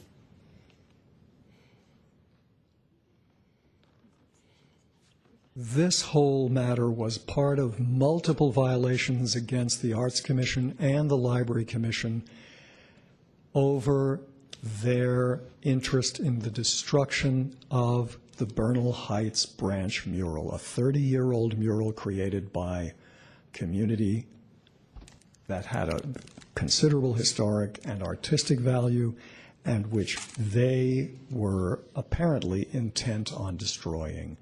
These speaker cards, and I hope you didn't misunderstand Ms. Patterson, some of the speaker cards they said they didn't have, others they did have. And the ones they said they did have, they did turn over. And just so you know, it was a secret that there was redactions. When I first got the material, it was electronic. And when I came to the office to inspect the speaker cards, they tried to fool me by giving me photocopies where there was no indication. If you look again over there, you'll see there's no indication. And on most of them, if a quick look would not indicate that there was something missing. They had pasted over something white, so you couldn't see that there was something redacted. Part of their legal requirement is to note every redaction and justify every redaction, which they did not do. I insisted on seeing the cards, and then finally saw that there was white paper pasted over. As far as I'm concerned, I don't have to say why I want something. It's the obligation of a public record holder to provide the information, and if they don't provide it, for them to explain properly and legally why it was withheld. If you're asking me why would I be interested, I'm always interested in the complete record for a whole range of reasons, because it might not even be the address, but most people who come to a public meeting to express their opinion in a public forum and to give their name typically in that public forum typically would be very happy if somebody who knew something or was in agreement or possibly disagreement with them would be able to approach them as you can do in a real place. And since I wasn't present at those meetings, I was interested. I didn't know they're characterizing, without anybody having seen it independently, she's calling it private, private, private, private, private. How do we know that? There were people there, I believe, from organizations who would be only too happy to have somebody contact them. And I understand so that, it I understand prevented that business completely. The reason they did it basically was to keep me from knowing how to get in touch with anybody who spoke on that issue at meetings where the Bernal Heights Branch Library mural destruction was under discussion. They didn't want the truth coming from me and possibly reaching anybody else. Let me clarify my question a bit, which may help you. So in some respects, I'm trying to balance the constitutional concerns about privacy with the value of public disclosure of certain types of information. I think to some extent that's relevant to our determination. What I'm having a hard time figuring out is if you have the name and you have the business address to the extent it exists, what is the additional public policy basis for needing someone's home address on a document like that? The first thing to be said is you don't know whether I got any business addresses, and we don't know how the Arts Commission redacted those things. There is I don't know any of the redacted addresses that were there. I don't know if they were email addresses. I don't know if there were phone numbers. I don't know if there were home addresses. I don't know if there were business addresses. And they haven't said either, and nobody independent has looked at it. But the key here is I don't believe that there's some horrible, terrible, I don't consider addresses private. I consider your medical record and somebody's psychological record, I consider that private. Millions of people have their names and their phone numbers and their addresses in the phone book, and if they're worried about somebody reaching them who they don't want, there's a whole range of ways that we have in our society of saying to people, please, I don't want to hear about this anymore. I don't want to hear from you about this anymore. Please don't send me anything anymore. And even finally legal stay-away orders and all kinds of ways in which people can stop receiving what they might get from what I do not consider private. I consider personal information to be things that most people don't know that are perhaps protected, like between you and your lawyer. Those things may be personal. But an address which millions of people have posted for decades on, you can go to the property office. There's a million places you can go and find out somebody's address. That doesn't mean you necessarily know anything about them other than where they live. And that's not something personal. We don't know what they redacted because they have never shown anybody outside that department, as far as I know, or certainly not anybody who is reviewing this. So we don't know what they redacted. And I don't think they have a right to do it. The Board of Supervisors has a thing saying... Thank you, Mr. Warfield. Thank you. You've answered my question.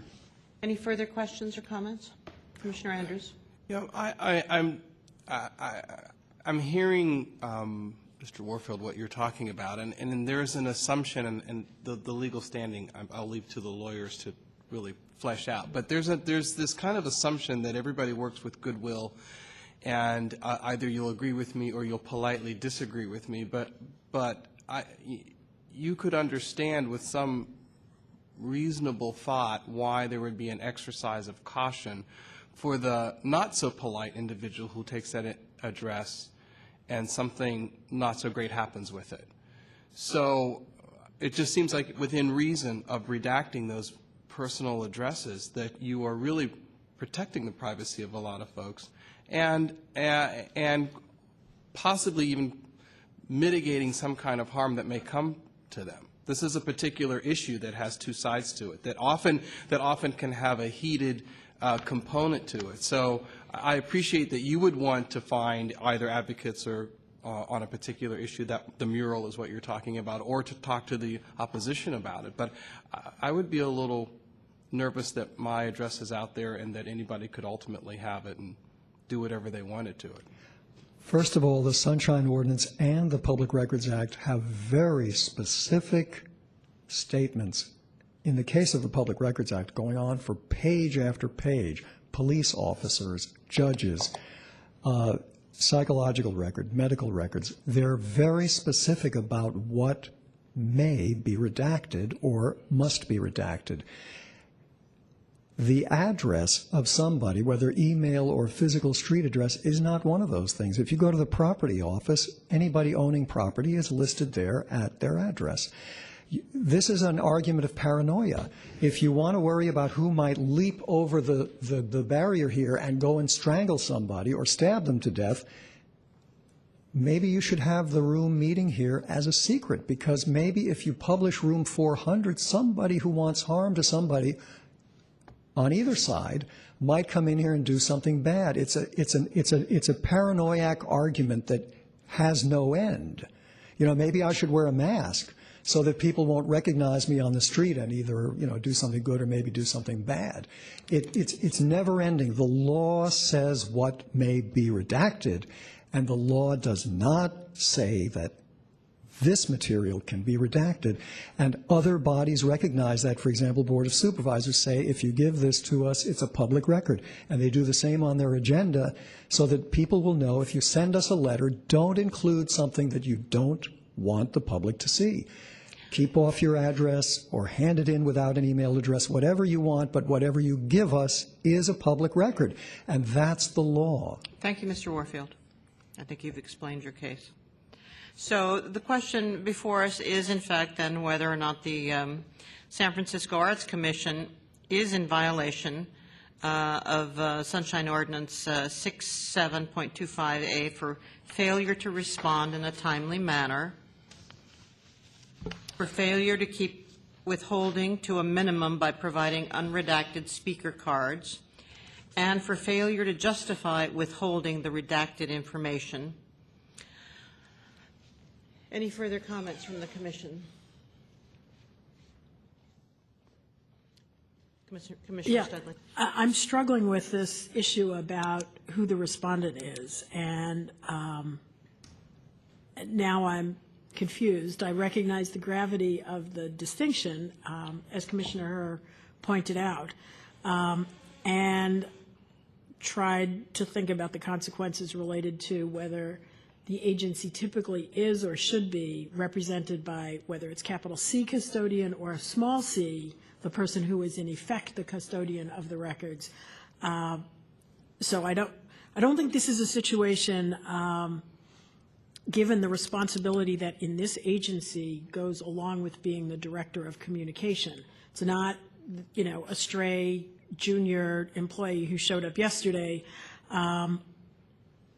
who in the parade of horribles that we heard is, you know, taking the rap for the, you know, day delay and the alleged willful failure and failure to keep withholding to a minimum. That said, I'm not sure what to do with it. So I would appreciate hearing from the other commissioners and the staff whether they think that is, in fact, what we are doing here, whether we are following the referral that we received, even though the language has changed from the Arts Commission to Respondent Kate Patterson of the Arts Commission, or whether this is something that we ought to send back for reflection on that issue, or other, which I'm not yet thinking of. All right, you're talking about sending it back, in a sense, on a technicality, because we often have a variety of people representing their commission, whether it was Sue Blackman earlier this evening representing the Library Commission or well, part of other what I'm commissions. asking is whether the complainant and in turn the Sunshine Task Force, as the people who initiate and then refer the case to us, whether they have the, it's not responsibility, but authority to frame who the respondent is. there are differences. It's not just a technicality. There are differences in both the standard and the consequences if we find it. So I think this is not, an inadvertent misspelling of somebody's name. It is a different player. And while the agency can always, there are some legal fictions here. What is a commission and who speaks for a commission in what way, that I just don't have the information before me to assess. What I know is that the Library Users Association, which can't act except by some individual or individuals, making it type a document or file a complaint, is alleging that an organization did something, and then that organization decides, in those strange corporate ways, who will speak for it. Is it the head of the agency? Is it the custodian of records? Is it someone else who's available on Monday night to come speak on behalf of that agency? But those things have consequences, and I'm just not sure whether it is fatal to our consideration in this format that it doesn't track the complaint and the Sunshine Task Force referral to us. So I'm really asking for my fellow commissioners to help parse this. Well, as I recall, when there was a complaint against the Park and Rec Department, it was against Mr. Ginsburg, who was the head, and against one of the board members. The chair of the Board of Parks and Recreation. And it seemed to me that but here... was it against them, or was it against Park and Rec, and they... Oh, they were named personally. As I recall in the proceeding, they appeared personally because they were charged. And here I would think if there's any evidence that Ms. Patterson was instructed to do something by somebody at the Arts Commission, but if she acted in her capacity of whatever her employment role was, she acted and did it. It's really I think that it's not the figment of the Arts Commission. It's the employee who had the responsibility and who reacted in a certain way. I think I largely agree with that, except I'd be a little bit more general. I think if the commission has the freedom, in my mind, to send a representative to this meeting, as long as that person has knowledge and can help us in the process and has the authority to bind the commission. I'm not as concerned about precisely whether that person is the official custodian of records or the unofficial custodian of records. I think under any of those standards, Ms. Patterson would meet that requirement here. And so I don't think that this is a department head violation that should be under Chapter 3. I think this is properly a Chapter 2 violation to which we give the Sunshine Task Force deference and for which the respondent has the burden to overturn the finding. Well, then maybe I have questions for Ms. Patterson or the agency head. Failing to respond to an immediate disclosure request in a timely manner, I certainly think, and have heard, is somebody gets the request, you either notice it and get it done by COB the next day, is it, or you don't, and that sounds like an individual action or failure to act. Willful failure to comply with the order of determination, I don't know, and I don't know if I should care where that decision was made. I don't know whether, and I hate to personalize it so much, but that's where we are, whether Ms. Patterson said, notwithstanding those considerations, I am deciding that these privacy controls mean that we should not provide that information, even though the Sunshine Task Force says that we should, or whether the agency head is saying, I understand you didn't provide them in the first place, but now that we have an order from another city body saying that we ought to, does that move up to the agency taking responsibility for determining what the privacy issue is? My knowledge of organizational behavior suggests that the agency head may be involved. But I don't know if that's that the agency had maybe involved. But, well, I'm interested in these gentlemen probably know more about the organizational and corporate responsibility. There is a fact question that we may want to ask, but they both seem eager to say something on the law. I would say that I see your point. And I think if we were to find that there was such a violation, it would not be against Ms. Patterson herself. It would be against the Arts Commission. And she has the proxy of the Arts Commission, has stated on the record that she does. So then, I mean, my concern would be if the Arts Commission said, whoa, Ms. Patterson, who's that? We didn't think she was coming here to represent us.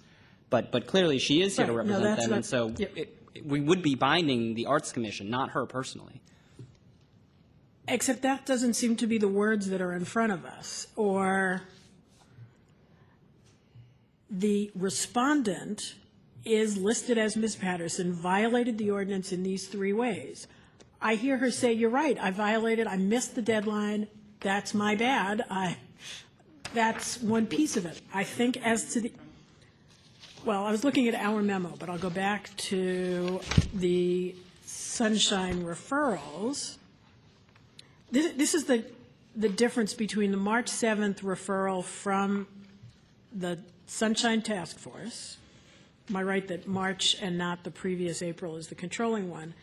And then our own memo putting it in front of us. Now, maybe that's just informal guidance, and we can go back and make a motion that says we do or do not find Ms. Patterson responsible for whatever of the 3 things we think she might be responsible for. I say that because she has stepped up to one of them. But as to the other 2, whether we have, given the papers in front of us, can we find the Arts Commission responsible if that is our determination on 2 and or 3, the second and third violation? So according to the March 7th letter, right, Complainant is the Library Users Association. And the defendant is the Arts Commission. Arts Commission, right. So I think we certainly could bind the Arts Commission by. Right, and I'm talking about this, so maybe we just don't track this, that is, and Mr. Warfield's comments. But maybe this is just description, summary for us. We ignore that. I think you're right. We go back to the referral and we develop whatever motions we want, in which case we could hear it tonight unless for another reason we decided not to. That may answer my question, and it might answer Mr. Warfield's, that we operate on the basis of the referral and not the staff memoranda. I'd be interested in Mr. Warfield's thought on that one.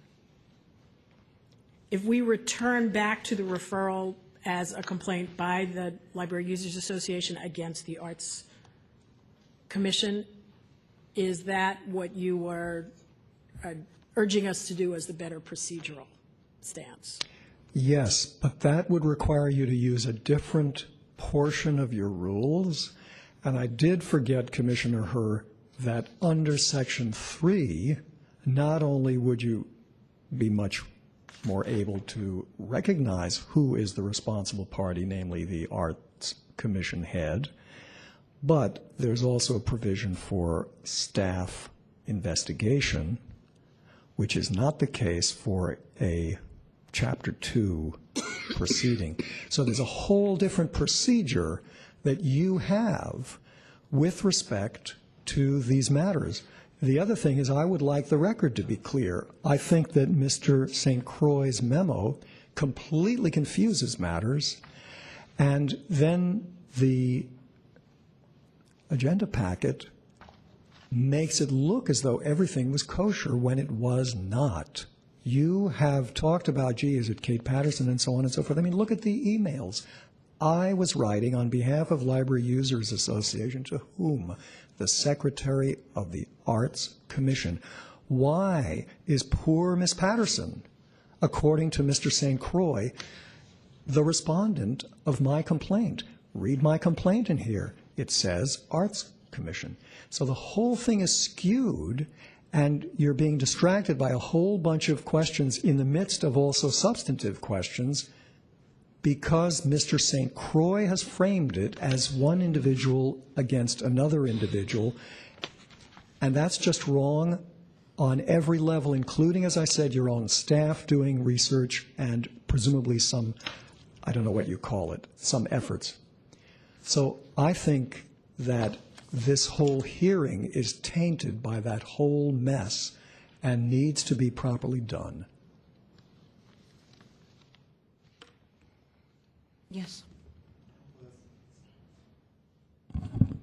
Hopefully this can provide a little clarification as to why Ms. Patterson was the named respondent. Our regulations as adopted don't allow us to name an agency as a respondent. We have to name an individual. It says a city officer or city employee who is alleged or identified in a complaint to have committed a violation of the Sunshine Ordinance. She was a named complainant, albeit as a CC, but she was the only named person in this complaint, and staff is not permitted under this, when they're not a department head, to do any kind of investigation. We didn't want to just name somebody else who we may or may not have had any responsibility. So if it requires a rule change with our regulations, that's something that should be considered, but as of now, it says it has to be a person and not an agency. So what? So with that said, could you, because there are three different kind of violations that are like in here, and Ms. Patterson already talked about the fact that she missed a particular deadline, and I think 2 covers that, but I wanted to hear a little bit more about the internal discussion that was had that ultimately led to the alleged allegations of 2 and 3. Like, what conversations were had? Was the conversation between Ms. Patterson and the city attorney's office? Was the department head a part of that meeting? Was there?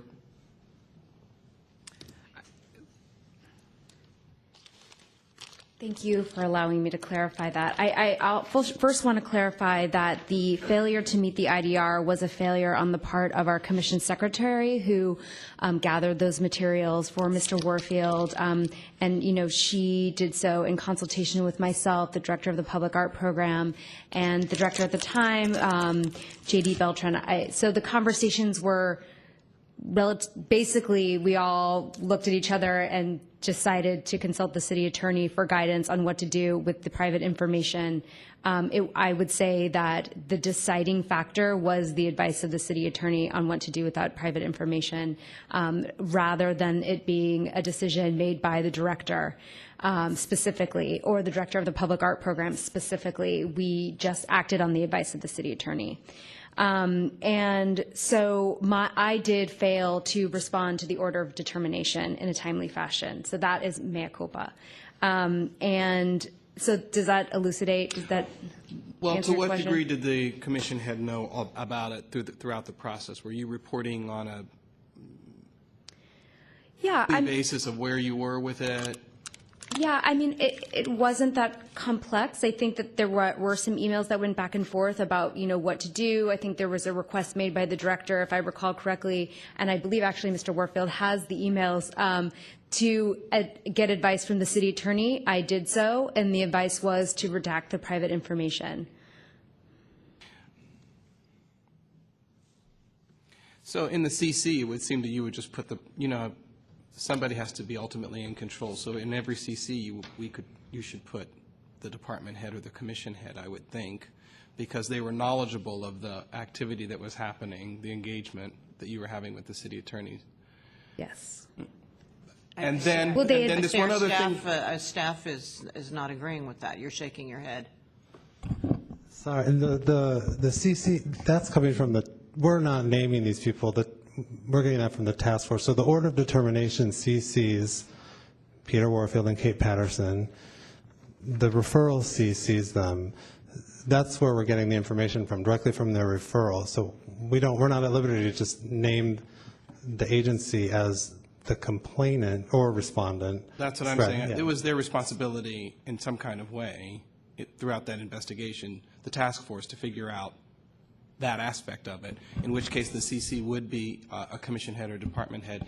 And then that, I would suspect, possibly a letter or an email that would give Ms. Patterson authority to represent the commission on all aspects of it, on all three things that we're talking about, rather than just, because it seems like we have one piece of it, we just don't have I hate to say it, a person to name on the other aspects that are alleged violations. So how should we handle this? Mr. St. Croix, do you have a suggestion? Well, I think that in terms of the first violation, you know, there isn't a contest. You have a finding. Finding a respondent. And in terms of the other two, if you want additional information that the staff to gather, then you need to refer it back to staff under Section 3, and staff will do whatever investigatory they need to do to find further information to identify, in this case, who the actual custodian records is. The Sunshine Ordinance identifies the custodian of records as the person responsible. So, where do they do that? Section 67.21, Section B, names a custodian of public records shall, as soon as possible and within 10 days of following receipt of a request for inspection or a copy of a public record, comply with such request. Ms. Patterson, are you that person for the Arts Commission?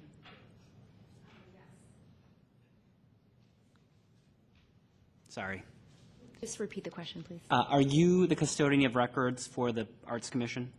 I'm acting in that capacity, I mean, by the definition that you put forward this evening. Okay. Can I say something about that?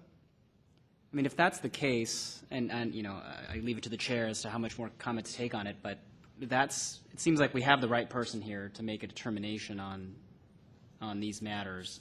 I mean, whether or not we need down the road to clarify the ordinance is perhaps another matter, but here I think we're within the metes and bounds to make a decision. Proceed. Shall we give a motion? Do you want to make a motion to that effect? Other comments or questions on this before we do that? On the merits, I understand what Mr. Warfield is saying about the phone number or the address. I mean, doesn't appear to be in the same category as a medical record. On the other hand, the legal authority provided by the Arts Commission does suggest that there is a right of privacy relating to one's address. So in this case, I would favor a finding that there was no violation for failing to disclose the address. We haven't talked about that, so I wanted to at least put my views out there. I mean, I guess one of the things, and it keeps coming up, and that as I hear what is being said, is that regardless of what legal advice the city attorney gives to a commission or to an agency, if the task force says we don't agree with that advice, it controls. Well, I can't believe that's the law. The law would be that the task force should go to a court and get a court to determine whether I can't make the decision whether something is not private. If the city attorney is told the commission that information is private, I don't know what gives me the authority to say the city attorney is wrong and I'm ordering them to treat it as public. Maybe I'm circumscribing what authority I have, but I'm troubled in so many of these cases. The city attorney is given an opinion or advice to a individual or a commission or an agency, and the task force takes issue with that advice. But when it comes to us, I don't know where in the ordinance I have the authority to say I'm going to overrule the city attorney. But I may be wrong. I agree. I mean, it just doesn't make any sense. Why do we have a city attorney in that case? What is it?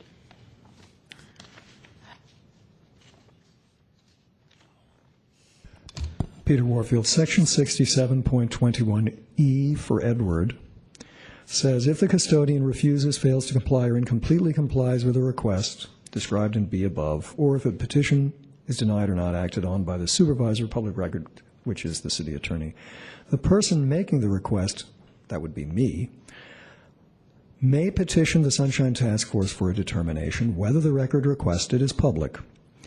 The Sunshine Task Force shall inform the petitioner as soon as possible and within 2 days after its next meeting, but in no case later than 45 days from when a petition in writing is received, of its determination whether the record requested or any part of the record requested is public.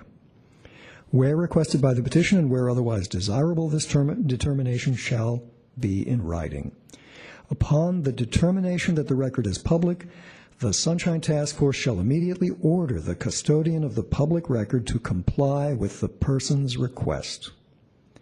If the custodian refuses or fails to comply with any such order within 5 days, the Sunshine Task Force shall notify the district attorney or the attorney general, who may take whatever measures she or he determines necessary to ensure compliance with the provisions of the ordinance. Of this ordinance, the Board of Supervisors and the city attorney shall provide sufficient staff and resources to allow the Sunshine Task Force staff to fulfill its duties under this provision.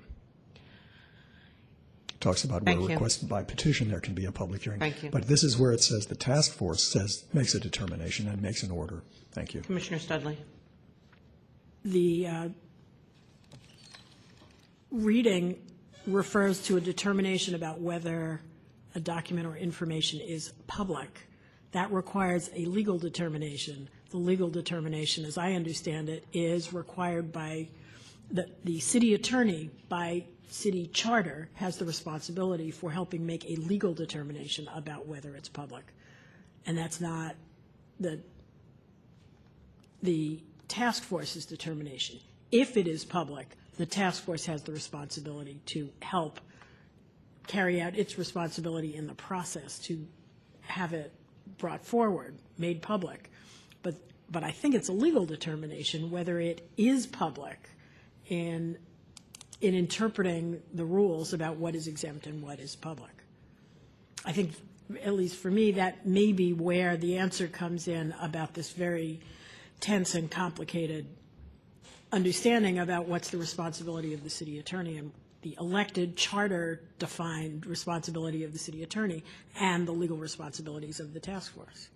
And that's probably a broader question that maybe needs to be worked out. I don't know that we need to decide that in order to adjudicate this matter. I wonder if, Madam Chair, would it help move things along if I'd be happy to make a motion with regard to the first of the three items, and we can see where we stand on these various issues? Yes, I would agree with that. I think that if we divide it up, it was probably the easiest way to move forward. So on the first matter, I would entertain a motion to that effect. I move that we find, is it a violation of the ordinance? What is our, that we find a violation of Sunshine Ordinance Section 67.25A for failing to respond to an immediate disclosure request in a timely manner by Ms. Patterson of the Arts Commission. Is there a second? A second. Public comment? Commissioners, Ray Hartz, Director, San Francisco Open Government. Article 4, Policy Implementation, 6730, the Sunshine Ordinance Task Force, subsection C. The task force shall advise the Board of Supervisors and provide information to other city departments on appropriate ways in which to implement this chapter. That's the authority the Sunshine Task Force has. Does the city attorney have the ability to review and override those? Yes, he does, but he needs to give a legal justification. He can't simply say, which he did in the case of the 150-word summaries, I say my opinion's different. He didn't cite any law, any statute, any justification. He just did. To go back to Mr. Herr's argument, I now send all of my IDRs, my information requests, anything I have directly to the department head, specifically to the department head, because that is the person who receives annual sunshine training, signs an annual sunshine declaration, and has the responsibility as the department head to ensure everyone in the department follows the law. And if somebody doesn't follow the law, it is his or her responsibility. I was in the Navy in the submarine service for 12 years, and there's one lesson you learn is delegation is not abdication. If you name the director or the head of the department, they are the ones who are responsible, either directly or indirectly, for sending the person to deal with this issue and to answer for this issue. Mr. DeCaney was the one who was responsible for sending Ms. Patterson. And unfortunately, that is an out for them, because what they do often is send people who have absolutely no idea what is going on in the situation, had nothing to do with it, and they show up and get asked questions they can't answer. And that's why I avoid all this discussion, because I say it's the department head. If the department head can't run his or her department in such a way that the law is implemented appropriately, the buck stops there. In the Navy, if a commanding officer, if somebody does something and sinks the ship or runs it aground, the commanding officer, if he went in before the Board of Inquiry and said, well, I didn't do it, it was the seaman, he'd be dead on arrival. So the bottom line is, these things are not that complicated. They have a responsibility under the law. It's been in place since 1999. They still do this, oh, we don't understand, and no, it's this person and that person, and if you ask direct questions to a person, they go, oh, we're not obligated to respond. But everything is done to evade that responsibility. Any further public comment? All right, let's call the question. All in favor? Aye. Aye. Motion passes unanimously. We find Ms. Patterson has failed to respond in a timely manner, and I think she acknowledged as much, so we'll move on to the next one. So easy. Shall we take the next two together? I mean, to me, they go hand in hand. Yeah. If there was no requirement to turn over the information, then we can also then say that they're required to follow the order. If there was a requirement, then clearly she didn't follow the order. So I think the answer to the second question is going to be the same as the answer to the third.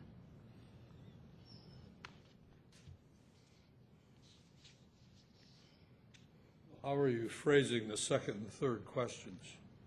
Second question is whether they were permitted to redact the information. The Arts Commission. The Arts Commission. The third is whether the Arts Commission failed to comply with the Sunshine Ordinance Task Force, requiring them to disclose it in 5 days. But as to these two, you're directing it to the Arts Commission as a entity as opposed to Ms. Patterson.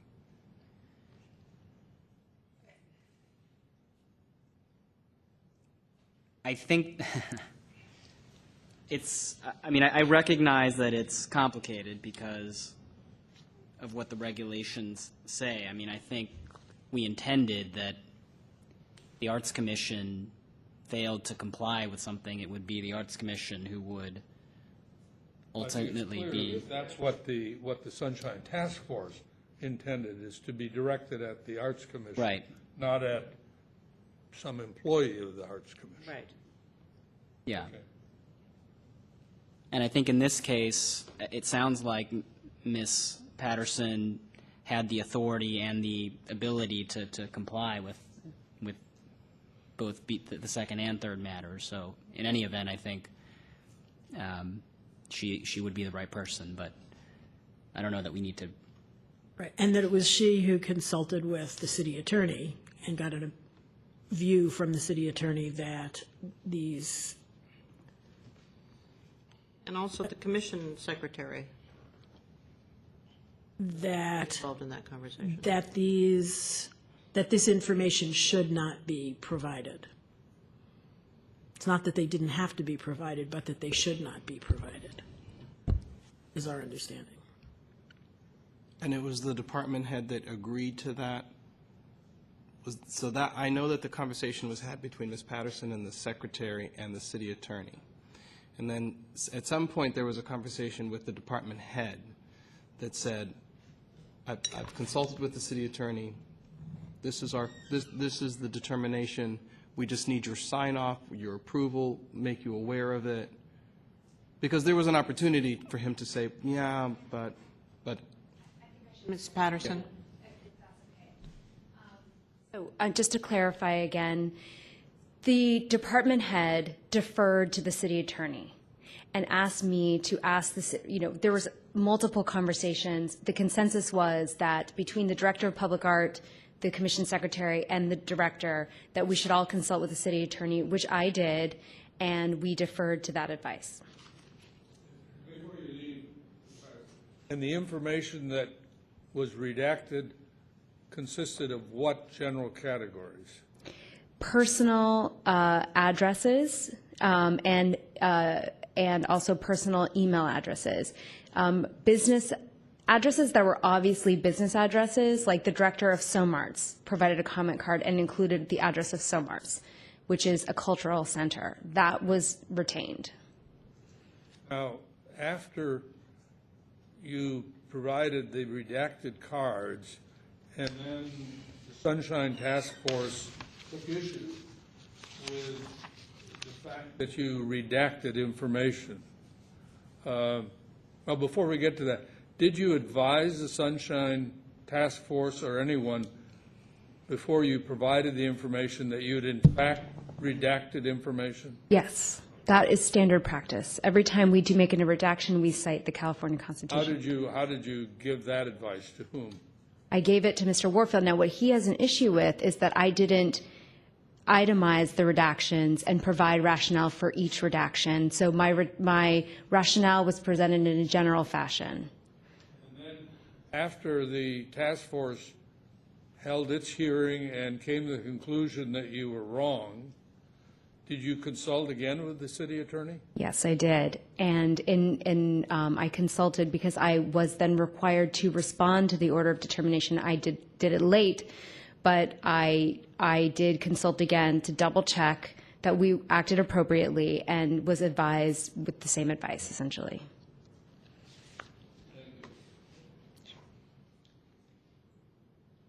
Further public comment? Is that necessary? I don't know that we need for you to respond. Ms. Patterson said that they indicated that there were redactions, and that's one of the unfortunate things they did not. You'll notice what she showed you was a speaker card with something whited out because you could see a line where there was something missing. There was no notation and no indication that that speaker card had anything redacted, nor was there shown any explanation. So I don't know what she's talking about. Now, it so happens I had nothing to do with Ms. Patterson at the time. It was all between me and Sharon Page Ritchie, who you can see in the correspondence is the commission secretary. She was the one that was handling all these matters and not Ms. Patterson. So I don't know what Ms. Patterson is talking about or at what time, but when those materials were turned over, there was no indication that there was any redaction, nor was there in general or in the particular instance of the cards. It was a complete surprise to me, and I was quite upset when I saw that the actual card had white strips pasted over there because from the photocopy, it was not at all evident that anything had been redacted. You've indicated that previously. Thank you. All right. Any further discussion on this?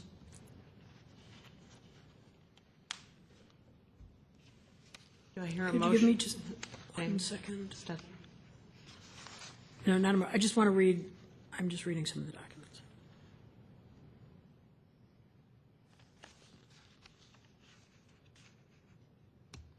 Okay. Thank you. Can I just be clear that on December, this is the December the 20th, when you were reviewing, Mr. Warfield, you had no indication, the commission made no indication that there was any redacting of any of these cards. You knew You never knew of that. If I that's, understand that it's a white instead of a black. It could be pink, it could be purple in the redaction. if it had been a black line or something Totally black get that. or, I understand or that. visible, but with the photocopies, as I think you saw there, the only indication was if you knew to put two and two together and see that there was a line, even if there was visible a label for the line, you couldn't tell whether there had been anything actually placed or not placed there. And no one said anything. But That's right, and I remember being very upset, as I say, when I was handed photocopies, which looked like what I had received electronically, and I said, I'd like to see the cards. So Ms. Sharon Page Ritchie left the room that she had me in as a conference room and disappeared for quite a while, returned with a stack of cards, and those cards now, because you could feel them even if you were blind, you could see that there were, I don't know what you call those, I think it was one of those typewriter correction tapes. White tape, maybe 3/8 of an inch in width, had been pasted over the cards, and I was flabbergasted because nothing had been said, nothing had been indicated. And again, if I searched through here, if that's an issue, I could perhaps find it or in other documents. But I do recall that sense of absolutely being stunned that there was a trick being played by giving me, and remember, I came in personally to see the original documents, which I'm entitled to see under Sunshine, and was handed a stack of photocopies. And Mr. Warfield, so but this happened on the same day, the reviewing of the photocopies and the reviewing of the original? That was all December 20th? I believe that when she gave me photocopies, I said, I'm here in the office. I've made a trip. I want to see originals. I'm looking at a document that is an email. I'm trying to figure out the to from, but it says when we, I think this is the Library Users Association, when we insisted on reviewing the original documents in the office and not just the photocopies we were offered, we found white pieces of paper pasted over perhaps half of the cards where contact information had been provided by the speakers. There was no explanation in the written materials provided to us, as you said. Only when we asked about the originals being redacted were we told that these were bracket, supposedly closed bracket, confidential personal addresses, but without any citation of statutory authority. I read that, it appears to be January 13th, 2012. But I'm just not sure what's a header and what's contemporaneous. But I read that only for the point that while, according to these notes, those explanations were not offered, once you saw the originals and identified the redaction with the white paper, when you asked about it, you were told. So just as to Mr. Andrews' question, you did not leave with that information being hidden or withheld. When you asked about it, you were told that they were redacted because they were understood to be confidential. Just to answer the, I'm not not sure. taking sides, but I'm just saying this appears to be from you because it's in the voice of the Library Users Association. And Yeah, maybe what you're reading is consistent with what I have just said I recollected. Yes, But I'm I not don't know. challenging you on this. I'm just saying that it was, you got an answer before you left, but it was not volunteered earlier in the conversation. I don't know what reason was given, if any. I certainly am quite sure that Ms. Sharon Page Ritchie did not cite any chapter and verse with respect to why or what the justification was. I'm pretty knowledgeable on Sunshine. I've been taking complaints about mostly the library for at least 10 years and won most of them. I've been through this. So I don't recall any specific citation as to there is a requirement that each instance be marked and annotated as to the reason, and I don't recall any reasons. I do know that after we filed a complaint, then the Arts Commission gave whatever it is, Section 1 of the California Constitution. I'm just reading what seems to be an either earlier or contemporaneous note by you, and you do say without what's any the date? citation of authority, but that you got an answer when you looked at the documents, you were answered. What does it say? Can you read it? that I was answered? Did I say I was given chapter and verse citation as to why? No, I didn't say that. Your note says, when we insisted on reviewing the original documents at the office, and not just the photocopies we were offered, we found white pieces of paper, ellipsis.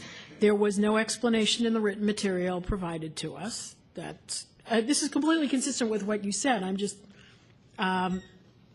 identifying, quote, only when we asked about the originals being redacted were we told that these were, bracket, supposedly, close bracket, confidential personal addresses, but without any citation of statutory authority. That's consistent with what you're saying here. Just answering the question that you didn't leave unaware that there were redactions. You identified it. It was confirmed by the staff. Right. And the result of becoming aware of the redactions was our complaint, which is also in your packet, and which was against the Arts Commission for the redaction of those records.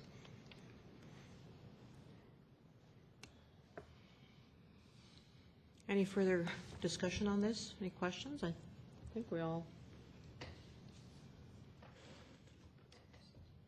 appear to be in agreement, I think. So would you have felt differently if from the outset, when you requested to look at the speaker cards, that you would have been told, whether specifically annotated or even in general, could have accepted a general answer? What you're about to see are redacted cards, and it is because of X, Y. Would you have thought differently about? Because it feels like, I mean, well, you've noted that you think that they're hiding something from you. Obviously, you believe that private addresses and emails should be public. But would you have felt differently? I'm sorry, I don't consider them to be private emails, and I object to that description. Okay, so then let me stay on the question then. Would you have felt differently about it? Because it feels like you also think that there was something kind of nefarious or something not so yes, above the, that's above the right. board. I would have felt like they were being honest and open.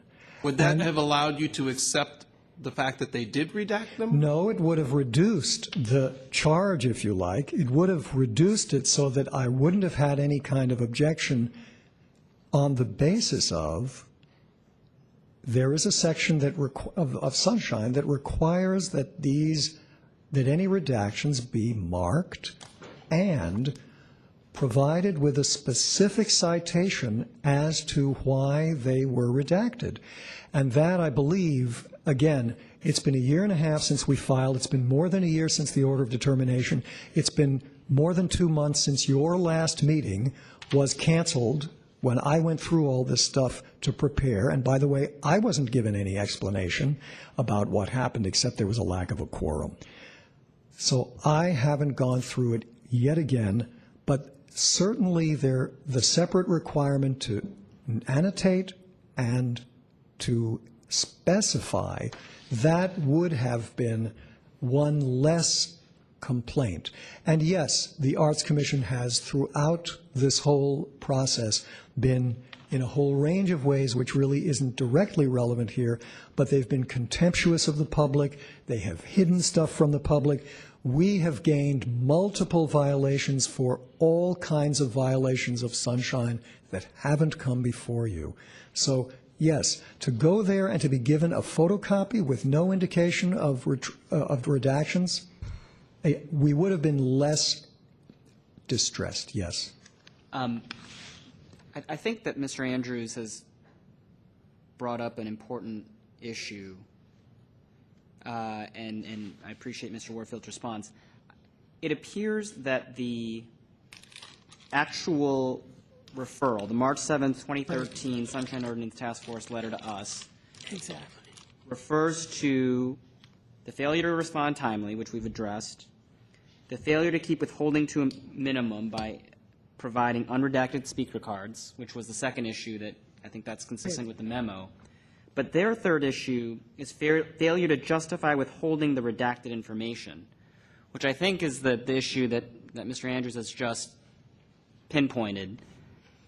And on that, I'm not sure we do have an answer on that. And so maybe we need Ms. Patterson again. Well, since Ms. Patterson wasn't there, maybe you could ask her what happened. I was there, and I can tell you that the written explanation about why they redacted came in response to a complaint. There may have been a general claim of privacy, but that's not a citation of chapter and verse as to where specifically. And privacy things, as I said, there's pages and pages in the Public Records appreciate Act. this, but we're not addressing this to Mr. you. Warfield, it's our turn. Thank you very much. It's our turn to talk about this. Commissioner Herr, I think you're right that we've made that looking at the Sunshine referral rather than the staff memo is actually helpful and more focused. And I think you're right that we've made some progress. But to me, it seems that the one we're talking about now is the improper redaction. Okay, so that clearly is an issue, right? For me, I think I'm still in number 2. Okay, I appreciate that. Which is where Mr. Andrews has brought us, which is a good thing. But I just want to know whether number 3 is the failure to justify withholding the redacted information at the time. Is that the third, or is it failure to comply with the order determination issued April 5th, which is what's in the staff memo? Right. And if we were going to take them together, I feel like we need to know exactly what we're talking about before we make a motion on the second. Right. So we're looking at page 2 of the April 5th order of determination. Or at least that's what I was looking at. Are you looking at March 7? I'm looking at the first page of March 7. Is April 2 better? No, I'm April 5th, 2012? Yep. I was looking at March 7, 2013. No, you're right, April 5th. True. It's April 5th. I flipped my pages. According to this, the referral, item 2 is improper redaction. Right. And number 3 is failure to justify withholding the redacted information. Your question is that the same as Right. willful failure to comply with an order of determination? And is that, maybe this is a city attorney question, is there a requirement that at the time you make that the request is made, you have to justify withholding the redaction? You know, I don't know. I'm not. I don't know the answer to that.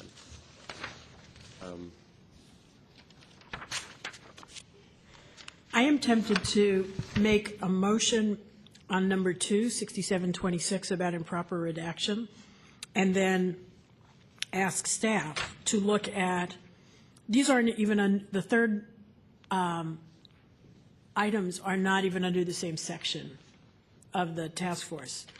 The Sunshine Ordinance said that it was a 67.27 violation, and the staff memo says 6734 for willful failure. Right, yeah. I wonder if breaking them apart and deciding about each one separately might help us. Mr. Let me ask staff, can you explain the difference between the memo and the task force order of determination? Well, to be honest, while you were chatting, I was trying to sort that out. I'm not sure what difference you are speaking about, because if we're prohibited looking into their record to see what they motioned, to see what they did. So we're going on the referral. Right. And the second page of the referral, it says, at the December 5th, 2012 task force meeting, the task force moved to refer the Arts Commission to the Ethics Commission for violating 6725A, 6726. And in the memo, I think I pointed out that although they found a 6727 violation, that wasn't included in the paragraph about the referral. So whether you want to vote on that is your decision, but all we can go on is what's being referred to us from them. All right. And this one says 6734. So it's over the course of that 9 months or so, they changed, not that you were consistent with them. Or refers to the failure to comply with their memo, which wouldn't have been an issue at the time that they issued it. Got it. Got it. Oh, that's interesting. Maybe my confusion. But I still like to keep them separate. So I guess then the concern is maybe the 67.27 violation wasn't intended to be referred to us, given what they've said. Right. I mean, we can only go by what the referral is here.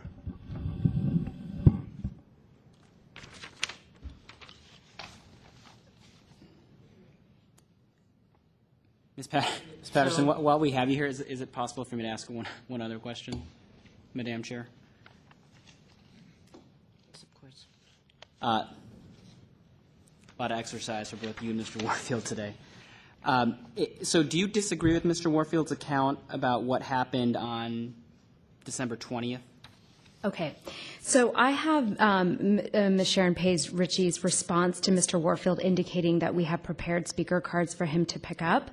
And in her email response, she does not cite California Constitution Article 1, Section 1. However, in her response to the Sunshine Task Force, she does say that essentially that she did explain that there were no speaker cards for any of the other meetings he had requested, and to protect the individual's right to privacy under the California Constitution. She did verbally explain it to him, which is consistent with what he's put in his email. And yeah, so Okay. Does that help? Okay. That does answer my question, but thank you. Great. So we are looking at what, 6726 and 6734? No. Yes. Yes. We all agree with that? So then shall we? If you read 67.26 specifically, clearly, technically, they did not comply with what was required. That is that when you make a redaction, it says you have to note it and give your justification. And 67.27 says how the justification must be spelled out, neither of which certainly were not technically compliant. But we're basically voting on 6726 and 6734. There's no motion before you. I know, but that's what we're looking at. Yeah, I mean, it's an interesting question, Commissioner Rennie, but if the order of determination is limited to the portion of 67.26 that talks about whether the withholding was appropriately kept to a minimum, then I would be prepared to vote on that. If we're going to interpret the order to say failure to provide the justification at the time, that is arguably a different issue that for some reason does not appear to have been put before us. But I agree, it is somewhat ambiguous.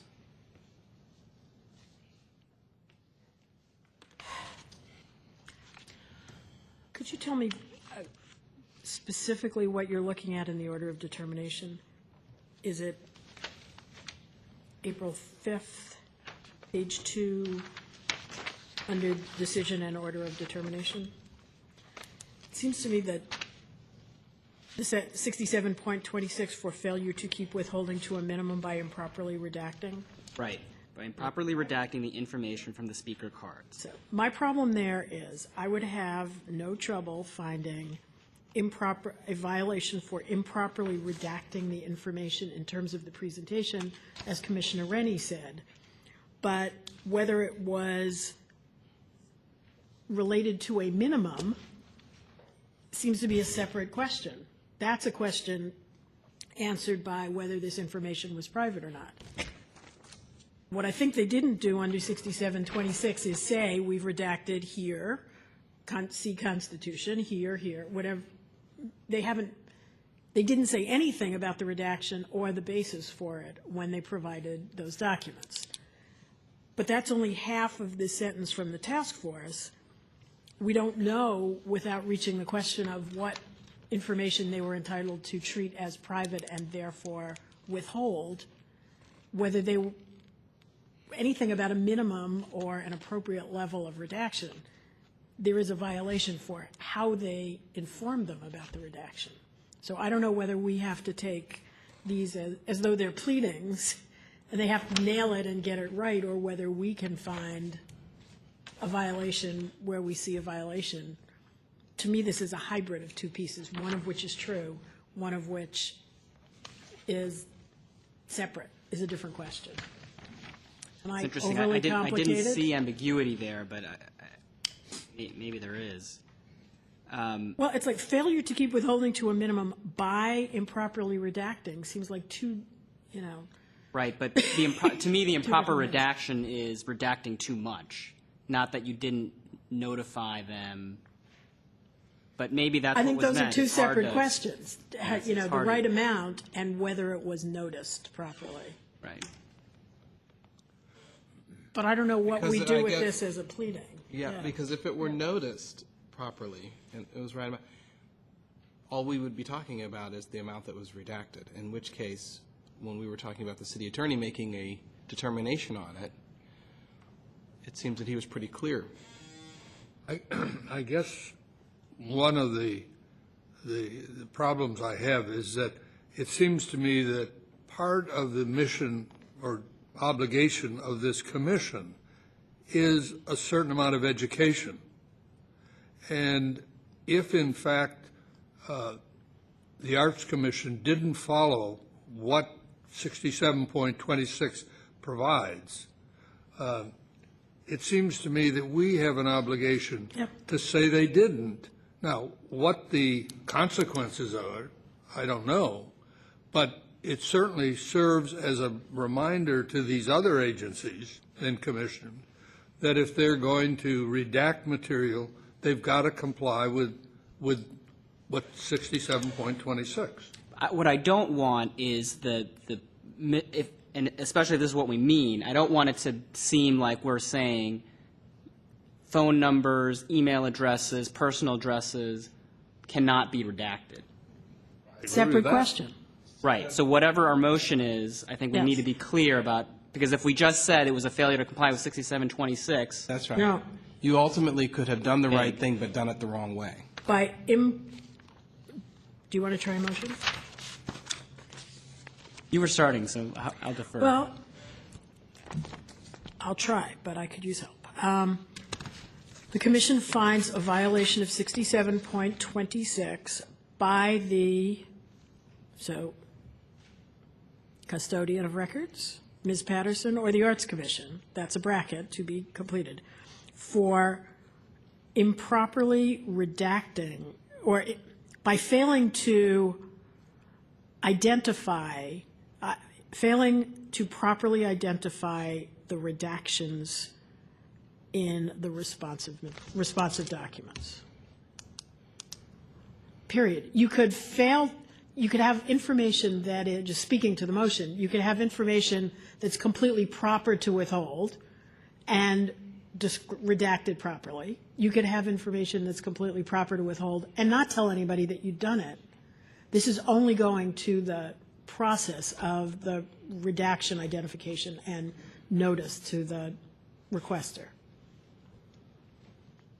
In which case, for me, it would be the commission that you would find the violation, because the head of the commission delegated this authority to the custodian, didn't necessarily follow up, just basically engaged a few key individuals around this particular matter, who then engaged the city attorney. The city attorney made a determination, and then you moved forward and didn't and weren't required to follow up with the commission head. You were just to follow the advice of the city attorney. With all respect, I think the redaction may have been done by the records custodian. The question about what information was private, I think your analysis may be right. Is appropriate to at least ask. Can I try this motion? That I would move that the commission finds that the Arts Commission and/or its designated employee failed to comply in redacting material failed to comply with the provisions of 67.26. I think that's too vague. In the appropriate I think you need to Let's say say process of improperly- redact- by you need to- improperly appropriate redacted. justification. Improperly redacting. Yeah, that's it. Are you finding an improper redaction, or are you finding a failure I'm not to talking about the provide appropriate redaction itself. I'm saying that in making the redaction, they failed to to provide the comply. appropriate justification for said redaction? Well, that isn't all it's required to do. It's more than that. It says that they shall be asked, Appropriate shall be justification. deleted Procedure. or otherwise segregated and keyed to a footnote or other clear reference of the appropriate justification for withholding required by the section 627 of this article. Appropriate identification and justification? Well, why can't we just use the language that is in the order of determination here, in the decision? My concern is that Because it's got two it's too broad. Yeah. Because that focuses on possibly what the contents of the redacted material was. Right. And we are not addressing that. We're addressing the procedure they followed in making their redaction. Don't we need to address both if we're going to make? But We can't may we, in the but we, later. right. We may in the. We do need to address both, but not necessarily in the same motion. Do you think we need to do them in the same motion? Well, so I guess if we're addressing 67.26, and I won't put this in motion language, but the 2 points I think are important to make are, one, the one that Commissioner Rennie made, that the procedure for redactions was not followed. Right. But secondly, that the respondent has met the burden for failing to keep withholding to a minimum. There were too many negatives in there, but that the respondent has met the burden of showing that there was not a failure to keep withholding to a minimum. Still too many negatives. In other words, they didn't redact too much. They just didn't follow the procedures for redacting.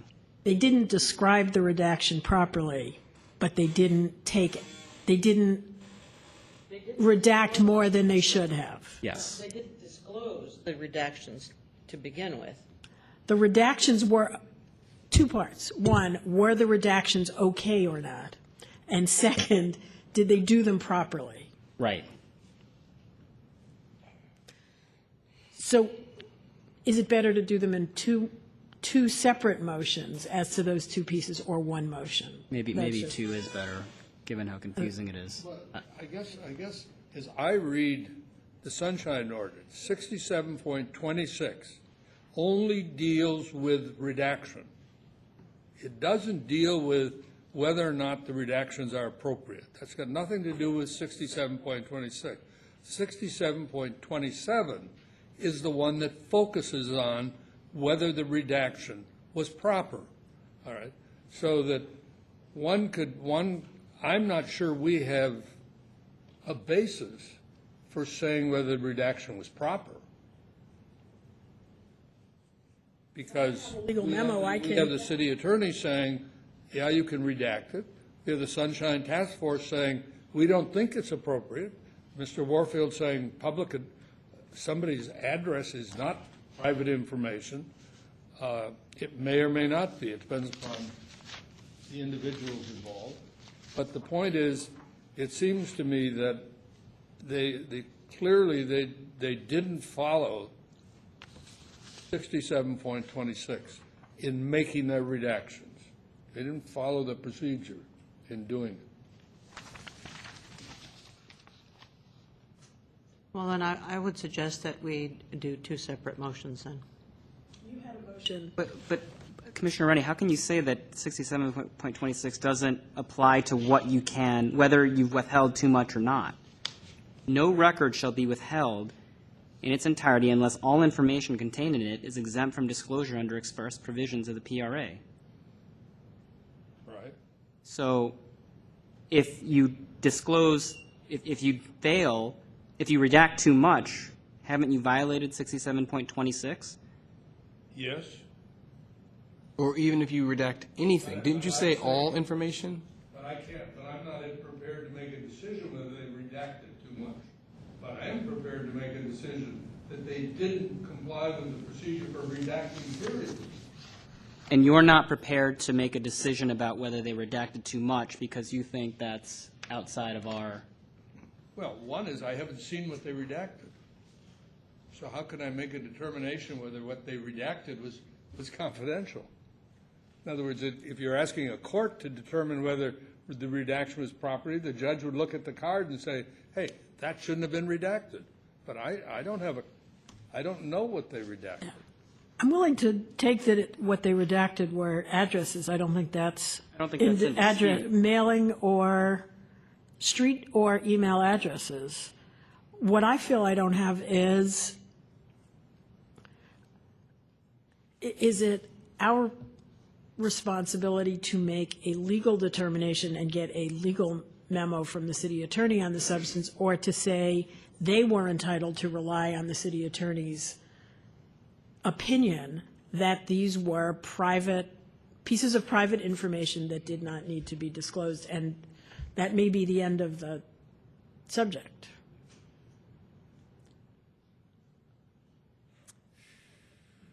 There is a motion on the floor, but not seconded, I believe. Who's the... A nascent motion, no? Pardon me? Or we... I thought there was a motion he was working toward that hasn't been said. Right, yeah. Yeah. Down, I'll repeat it. My motion was that the commission find that the Arts Commission did not comply in its redaction, did not comply with the requirements of 67.26 without reference to whether or not the redactions, the redacted material was properly redacted. But they didn't do what 67.26 required them to do. I would second that motion if you added a phrase, something like appropriate notice and justification. You may have another seconder who will take the motion or That's fine. I think it would be helpful to clarify what we're... I would like to add that. Second. Further discussion What on is the that? motion now? What's the language we're going to say? Can you read that back to us, please? The motion is to find that the Arts Commission did not comply with the requirements of Section 6726 in making its redactions, and then I believe Commissioner Studley added without the proper appropriate notice and justification. Okay, that's fine. Yeah, if the grammar tracks, that's the substance. Public comment? Commissioners, Ray Hartz, Director, San Francisco Open Government. I think the important part of 6726 reads as follows. Information that is exempt from disclosure shall be masked, deleted, or otherwise segregated in order that the non-exempt portion of a requested record may be released, and keyed by footnote or other clear reference to the appropriate justifications for withholding required by Section 6727 of this article. I think that's pretty clear. I'd like to also point out another thing. Nowhere in the Sunshine Ordinance Task Force hearings or at this hearing have we actually received anything to show what the city attorney said about this matter. Is there any possibility that maybe the discussion was held and was very convoluted, just like the one you had, and Ms. Patterson misunderstood what the city attorney said? Or is there any possibility that in a circumstance like this, somebody might come over and to cover their backside, they might say, well, the city attorney said it. Nowhere have you got anything to show what the city attorney said about this matter. And you're going on and on and on about, well, you know, the city attorney said this or that or advised this or that, and you have no idea. You just have a bunch of hearsay, people saying, people with interest in this, saying, this is what I was told. That's it. A lot of changes have been made by Mr. Chafee to the way the Arts Commission does its business. Ms. Patterson mentioned several of them tonight. When I first started going to their meetings, they would tell people, unless you fill out a speaker card, you can't speak. We all know that's a violation of the ordinance. Now, they've changed the card to make it very clear that is not a requirement. They have also changed this card. If you don't need this information, why are you asking for it? But the bottom line is, if I fill out a public document, I assume that public document is all public record. And unless it's something like a medical record or something that specifically says it is confidential, then I have to assume that as a public record, it's disclosable. That's what the law says, both in the Sunshine Ordinance and the Brown Act.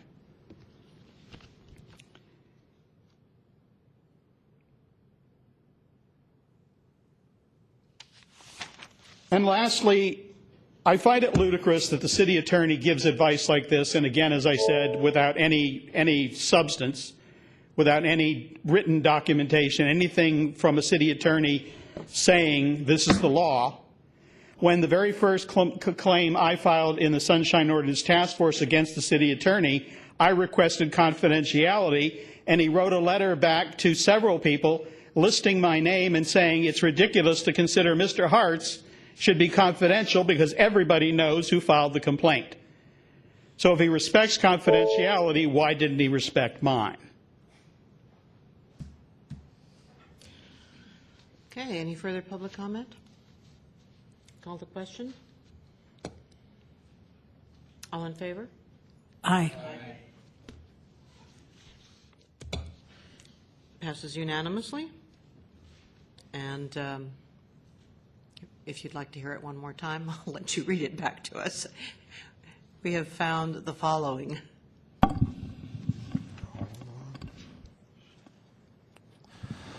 The Commission has found that the Arts Commission did not comply with the requirements of Section 6726 in making its redactions without providing the appropriate notice and justification.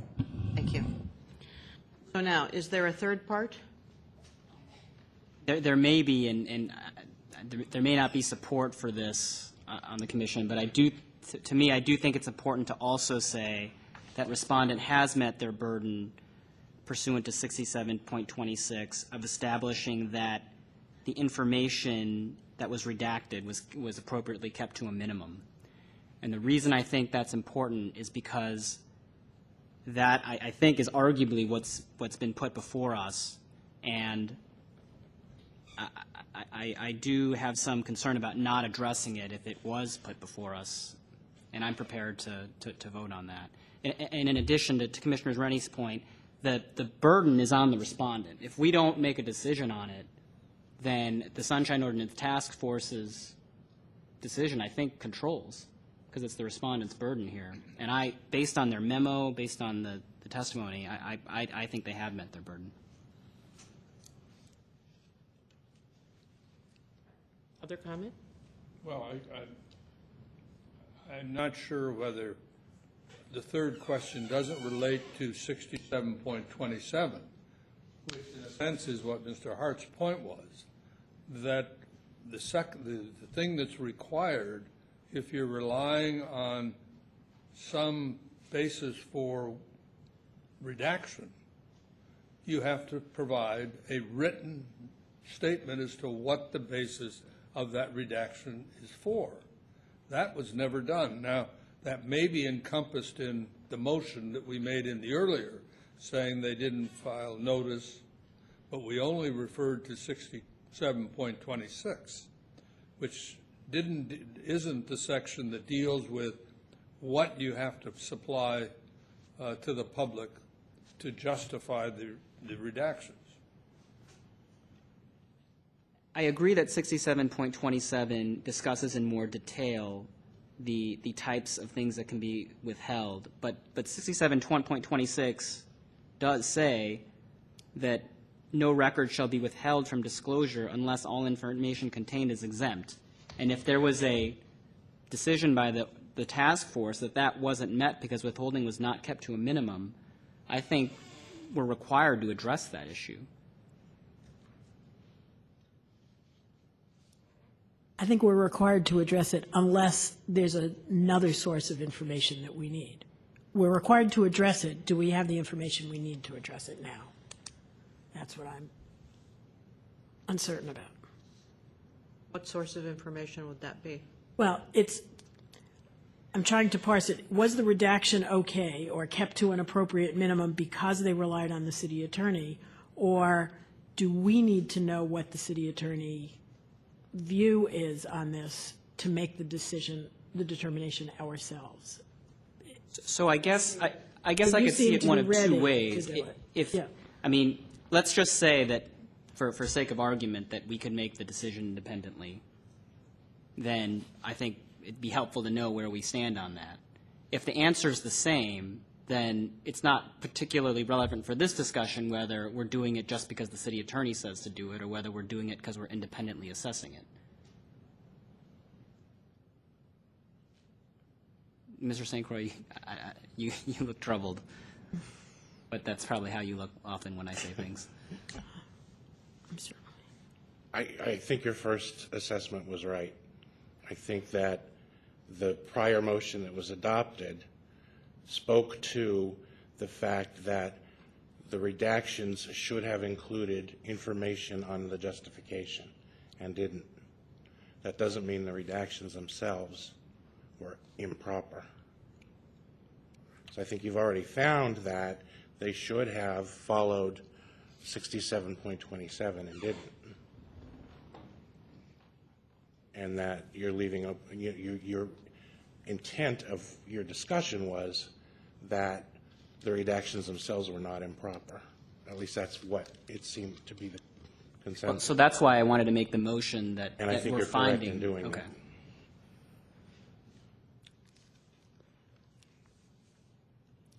So do you want to make your motion? I do. Do I need to restate it? Yes, please. I move that we find that Respondent has met the burden of establishing that the information redacted was appropriately kept to a minimum pursuant to 67.26.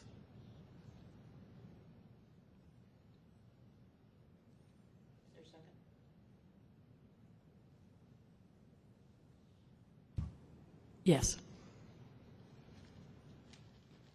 Further discussion on this? So just so that I'm clear on this, would it have been more appropriate for a written determination to come from the city attorney's office, which would have then been included as a part of the proper information and sharing as to the reasons why they were redacted? Is it because it was a verbal communication that didn't meet the threshold? I guess to me, because it could happen again, right? Right. You could call the city attorney and you could say it could all be true. The city attorney made a determination. I'm not lying. They're duty bound to uphold the law, and it's correct. But could there still be not enough of a I guess I don't procedure followed in order for there to be another violation?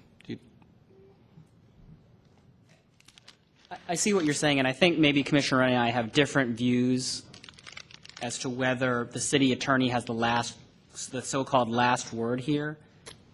I think, and I'm certainly willing to be persuaded, that we are called to make an independent assessment here about what the right answer is. To me, in this case, it doesn't matter because I agree with what the city attorney said, in my mind. Now, I think that issue comes more to a head if we disagree with what the city attorney said. Well, I was going on Commissioner Rennie when he was saying we could educate the commission, and in that would a part of the education be it is not required, but it is strongly recommended that you would get a written opinion from the city attorney to provide to the requester of the information? I don't know if it means anything. I don't know if word of mouth is better or worse, or a written determination is better or worse. Because there's that, and then there's the when that it happened, right? And the when is really what's kind of sort of fiery here, which is like, you told me only when I asked. You didn't actually do, and there were a series of procedures that weren't followed. But would would getting a written response have triggered the rest of the procedures to be followed, I guess is my question, in which case you would lessen, if not completely mitigate, violations. There's a 10-day window in responding to these. Getting a written opinion from the city attorney's office would take longer than that. Would take longer, okay. I'm in favor of the motion. I do think it would be worthwhile as a matter of policy going forward for the city and the Sunshine Ordinance Task Force and whomever else wants to play to think about what should be treated as confidential here. I think it is a very subtle balancing. But I think in light of what they were advised at the time, I would vote in favor of this motion. Can I ask, does the staff or the city attorney have a view as to whether we are, in fact, empowered to make an independent determination? Oh, I'm sorry. I believe that is the sort of the province of the Ethics Commission here. I mean, that's what you're tasked with. Otherwise, I don't know how this issue could be resolved if the city attorney says one thing, the task force says another. Without the Ethics Commission resolving that determination, I don't know how the Ethics Commission could perform its duties.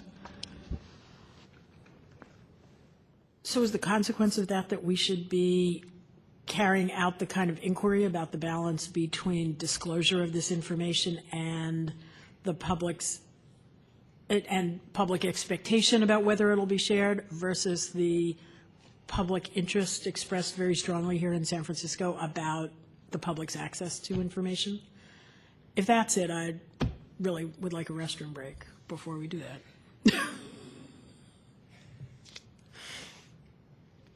I mean, I think, I don't mean that as a joke. I think if we think that we should make an independent determination about the balancing of those factors, then I want to go read these cases. Then I usually, when I have to do that, I have somebody give me a memo, and a judge who has to do that has either time to do research or has it teed up for them. So you may be right, but if so, I feel like we should be having that conversation among the five of us about the public's expectation of privacy relative to disclosure. And that may be our job, but I don't feel like we've done that balancing. Which then, Commissioner Studley, would involve what? Well, obviously an undertaking, but like what? Would involve a very long discussion, is what it would involve. It would look a little like a supervisor's meeting parties, right? or a trial court proceeding.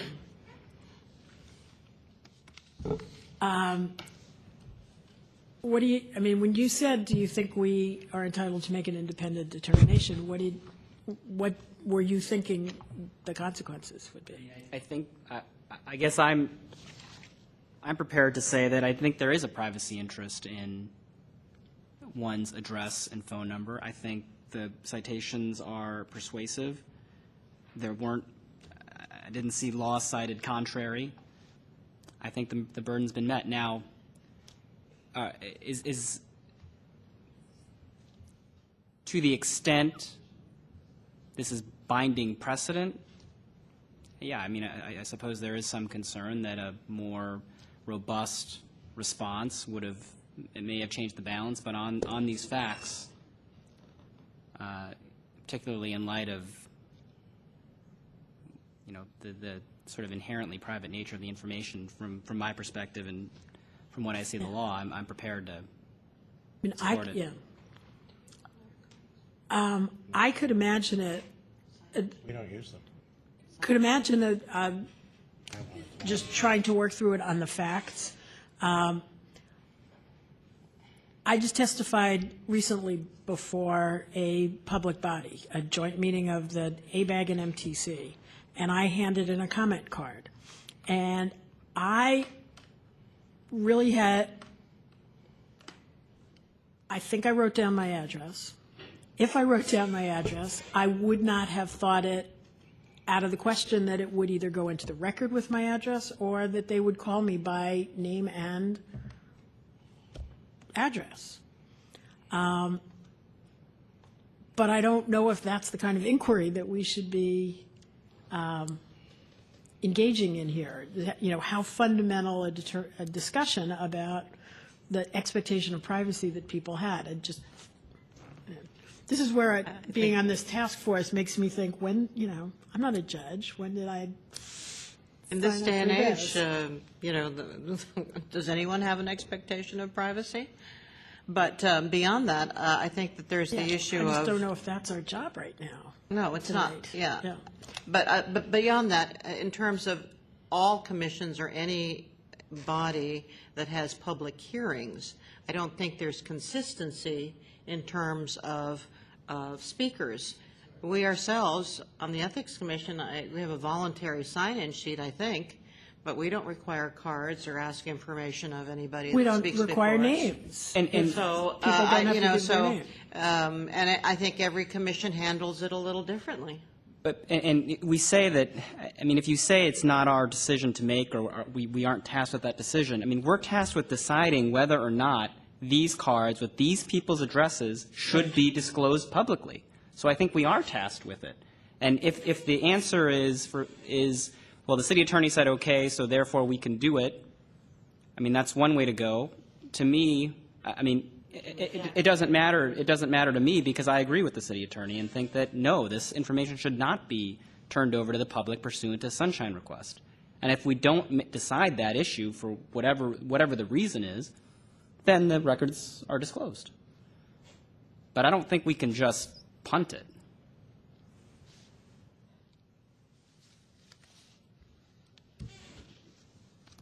I'm searching for a good question presented, because the question, one question is the city agency entitled to rely for legal opinion, for a legal determination on the view of the city attorney? That's one question that I might answer in one way. And the other question is, what do I think, or what do the five of us think, is the privacy expectation of people who put their address on a comment card? But I think the question Could be that's a before us is whether those cards should be those cards that have been identified should be publicly disclosed. And if we don't answer that question, then the respondent hasn't met their, well, I guess we could continue it, but ultimately the respondent has the burden, because the Sunshine Ordinance Task Force found that there was a violation and they do need to be turned over. And so if the respondent has not met their burden, then they're turned over, as far as I can tell from the regulations. And That correctly states the procedural posture.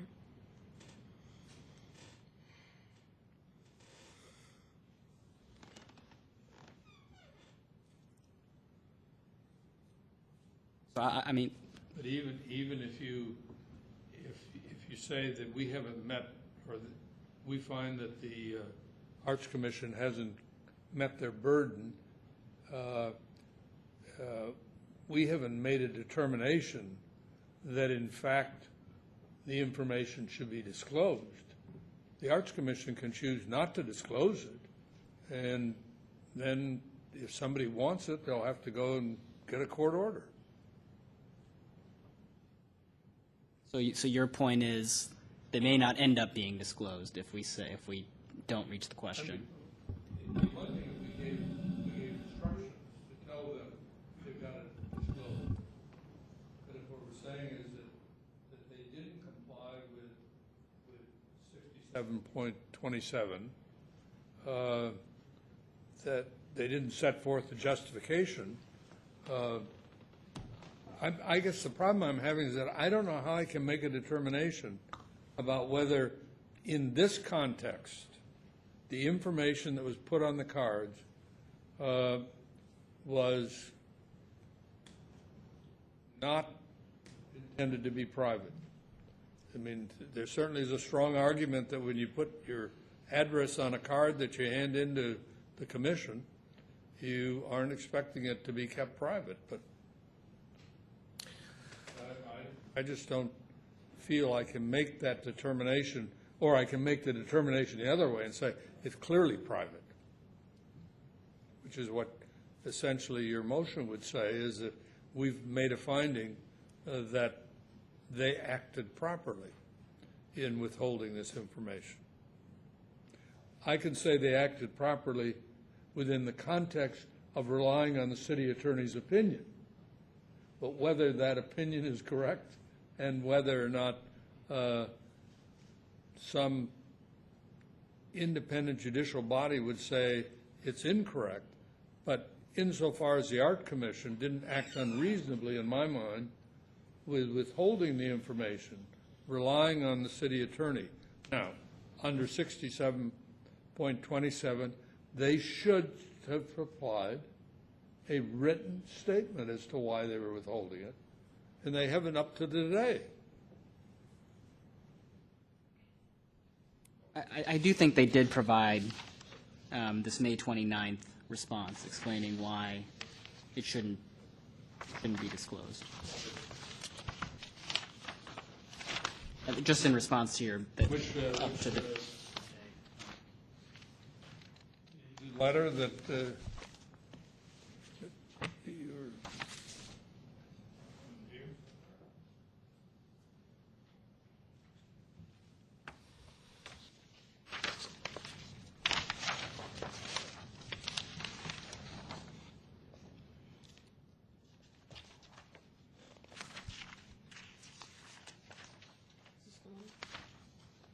it's the February letter? It's the May 29th. May 29th, here. Oh, May 29th. Here it is. I mean, I'm willing to try a different motion. I move to find that the respondent has met the burden of establishing that the records that were redacted need not be publicly disclosed in unredacted fashion.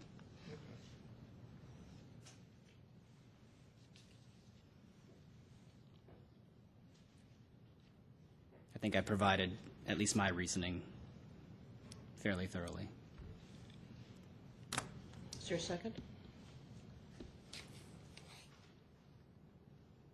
I was reading the letter. What's the exact wording of the motion?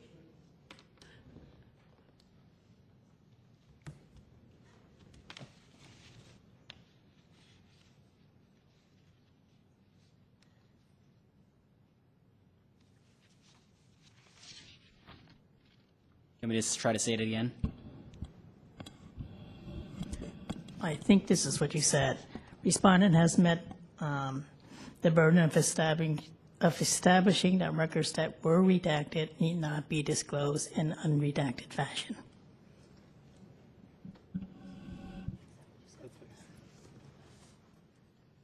And that's spelled out in the May 22nd, or May 29th letter, 2012. It said publicly. Do you have a modification? No, I think you said need not be publicly disclosed. I don't know if you think that's an essential word. Maybe remove publicly? Is that what you're saying? No, you said it. I don't know that Ms. Eng. Oh.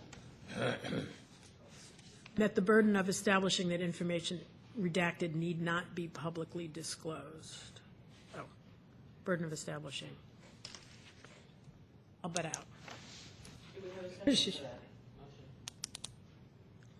Yes. Further discussion on this? I only have one comment. So in the May 29th letter, so the case law that's cited here, who did the investigation of that? Was this case law that was given from the city attorney's office to the commission that the commission then included in the letter? Or did the commission do their own investigation?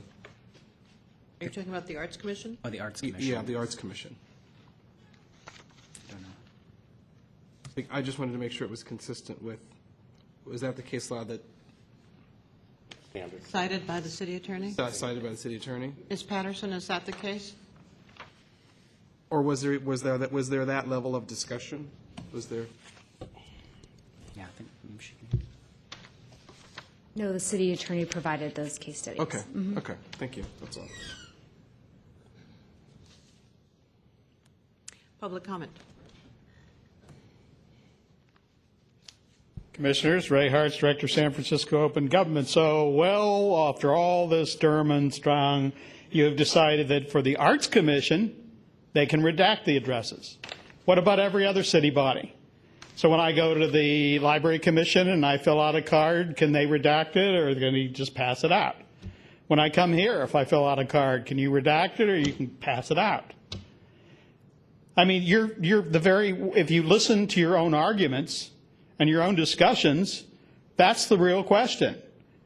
What is right? What does the law require? What does the law prohibit? You know, it seems like you're willing to take these very vague things about, well, we think we know what was redacted, and we're told what the city attorney said. We don't have anything in writing to actually say that. We have a memo that refers to the Constitution, but is there any legal statement as to what part of the Constitution and what specifically it addresses? And as a result, you may, in this case, decide that as far as this particular matter and this particular Arts Commission, they were okay. Now, what if there's 5 other ones out there and they're all giving out the information? Can I go file sunshine complaints against all them for giving it out? Because you've just set the precedent. You've said, nope, the city attorney says they should withhold it. They followed the city attorney's advice, and we're saying that they were right in doing so. So they were not in violation. And yet we got all these other people. So basically what you're saying is my privacy in dealing with government is at the whim of whoever happens to get the information request. Now, I don't know about you, but I'm not very comfortable with my information being that open. Now, as far as addresses, I think it's kind of ridiculous to say somebody's address is confidential. I may very well go to that meeting because I'm interested in participating and I would like to talk to other people, or I would like them to contact me. Maybe I want the information given out so that people of a like mind can associate with me, which is my right under the Constitution again, and we can get together and talk about this and decide how to fight it or support it or whatever it is. What I'm saying is you're making a determination in one particular case which is going to have ramifications in a lot of other areas, and you're doing so based on not any facts I can see. Simply a bunch of, we talked to the city attorney said this. I hate to break to you, I've had a lot of conversations where I thought I understood what the person said and found out later that I was wrong. Further public comment?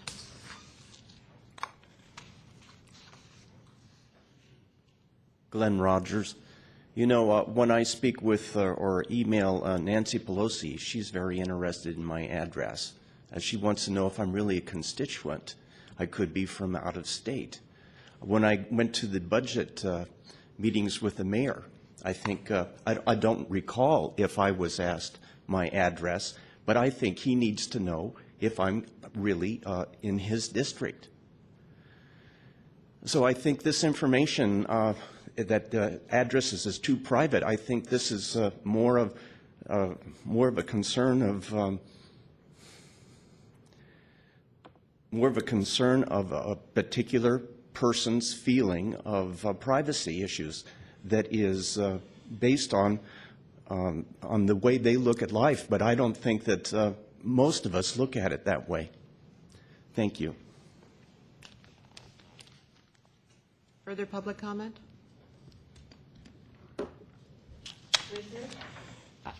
I would just like to say that to me, there's a difference between saying that information about one's address is inherently private, and another thing to say that it's not a violation of Sunshine Ordinance because they've kept withholding to a minimum if they choose to redact addresses that serve no purpose for the thing at issue. And so I mean, I am certainly not intending to say that for all purposes, address could never be disclosed like a Social Security number. I'm just saying that on these facts, on this case, I think pursuant to 67.26, I think withholding was appropriately kept to a minimum.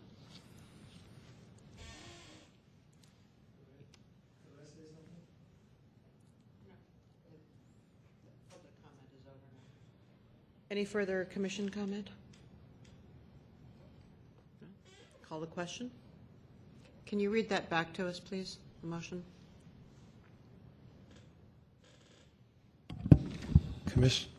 Commissioner Herr moved to find that the respondent met the burden to establish that the records need not be publicly disclosed in an unredacted fashion.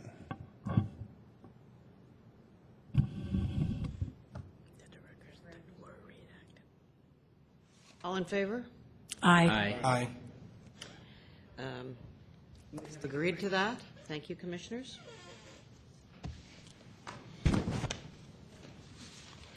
Next agenda item. Did we deal with 67.34? No, we didn't. Were we going to do that, or were we going to keep it to the 67, 26, and 27? So 34 is the third thing that the task force identified, whether the failure to follow the task force order the violation.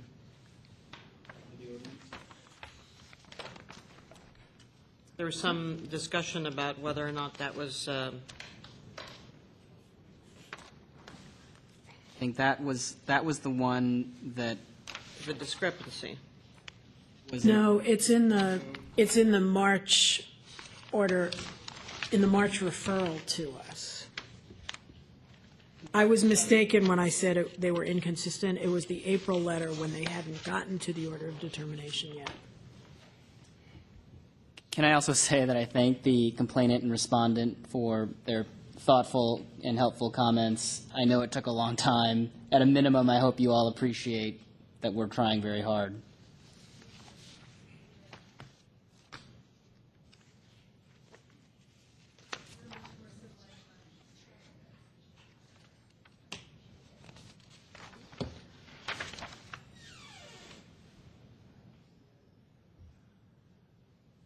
And we appreciate your candor and professionalism. Yeah, 6734 is willful failure to comply with the order of determination. Do we need to discuss that? Well, procedurally, what will be the effect? If we don't act on it, does it, because it came from the Sunshine Task Force, become effective, or whatever the right term is? I think if so. we don't,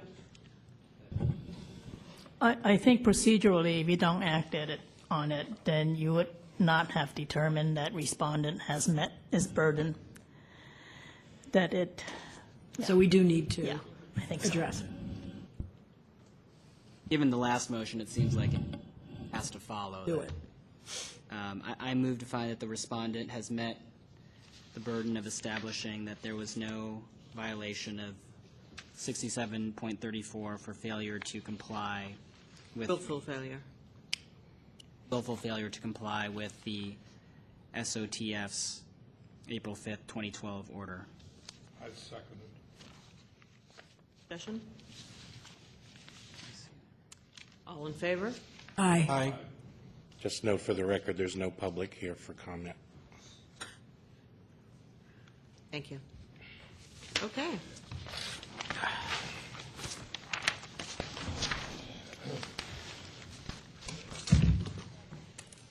Next agenda item.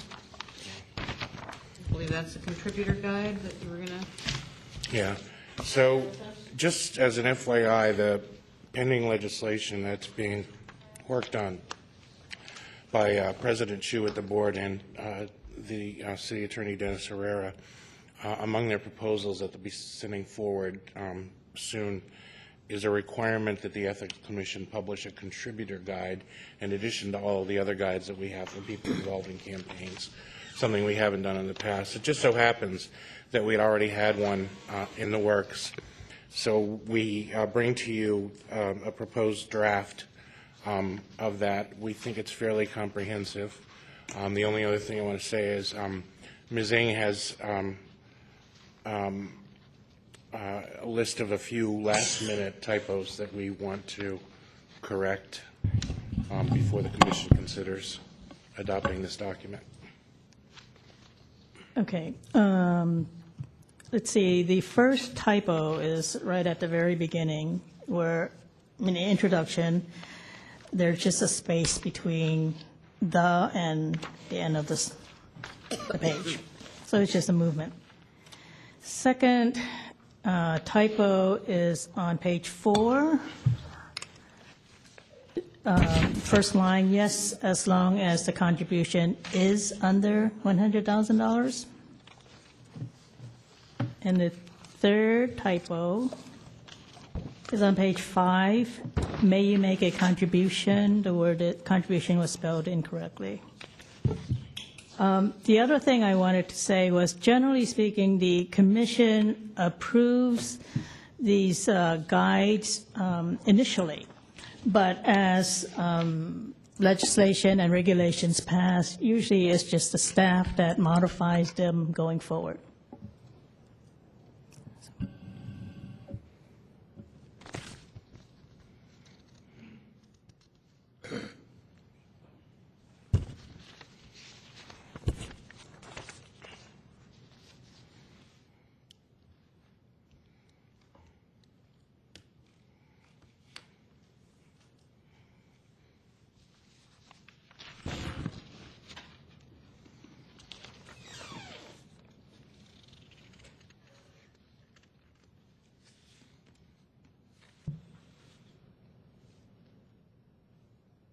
Very readable. I read through it, and I'm clearly looking through my nonprofit eyes, as I've been a nonprofit for 20 years. And I was just wondering, I think for corporation, I'm on page 7, and for those who function within corporations, they completely know they're a corporation. But interestingly enough, I've learned, particularly through the work that I've been doing with the Human Services Network, that nonprofits really need an ongoing amount of education around these types of things. So I'm wondering if we could put the word, may a corporation or nonprofit make a campaign contribution, which then you would then answer very clearly, corporations, whether profit or not. Because I think if nonprofits see it in bold, they'll be more willing to read it, which then obviously more clearly allows them to just be educated. So I guess the question I have is, are all nonprofits corporations? They are, but they don't know it. Oh, okay. And that's what I'm trying to say, as I think that they may not treat themselves as that. I think a lot of nonprofits that are grassroots are really just believing, no, I'm not a corporation, I'm just a well-meaning group of people who are trying to do good in the world. Okay. And it may help them out in that. I might suggest that it be worded, may a for-profit or nonprofit corporation. Would that be clear enough? I'm sorry, sir. May a for-profit or nonprofit corporation make a campaign contribution? Even better. It would track the language Yeah. a little closer, but. Yeah.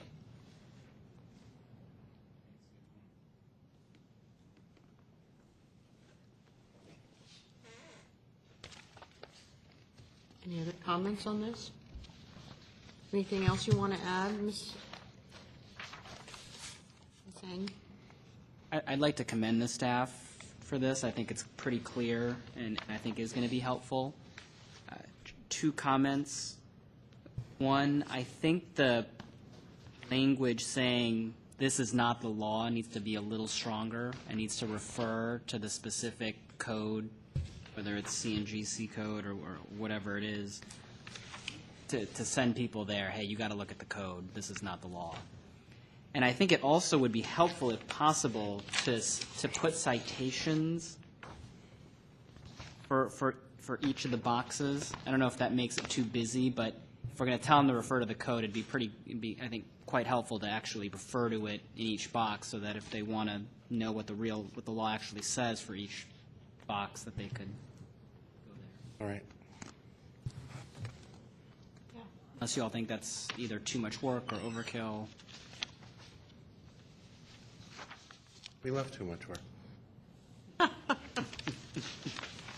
We love hearing We're that. we're practicing what we just talked about for the last. Nicely done. I think it's very readable and very helpful. Any other notes on the contributor's guide? So when will the final guide be ready?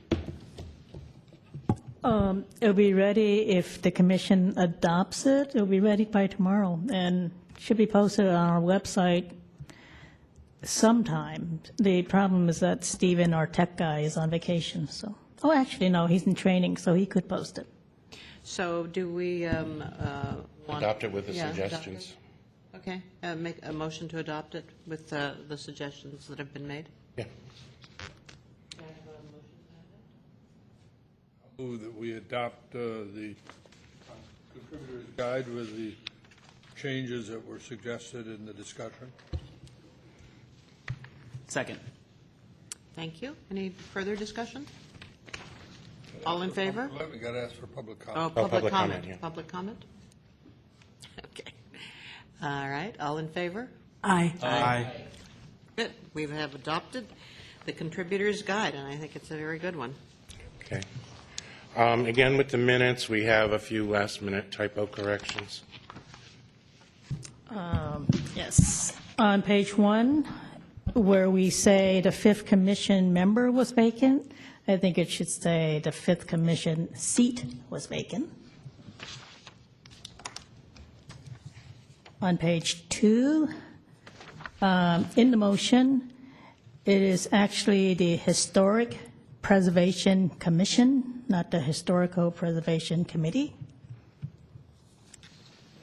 While you're in that paragraph, I noticed that on the second line, Mr. Martinez's name is misspelled. It's missing a T. Oh, you're right. You're absolutely right. Let's see.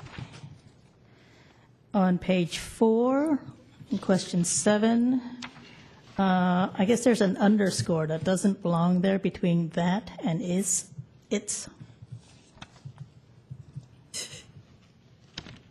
And on page 5, the third paragraph, actually what happened was David Pilpel, member of the public, actually alerted us that the filers identified in draft regulations 3.1-500-1, 3.1-500-2, and 3.1-500-3 were already in the other draft regulations. So my suggestion is that we change the first sentence to read, after David Pilpel alerted them that filers identified in those draft regulations, after, on the third line, after 3.1-103-3, put a comma there, the commission agree, period. Accordingly, Deputy Director Ng suggested, blah, blah, blah.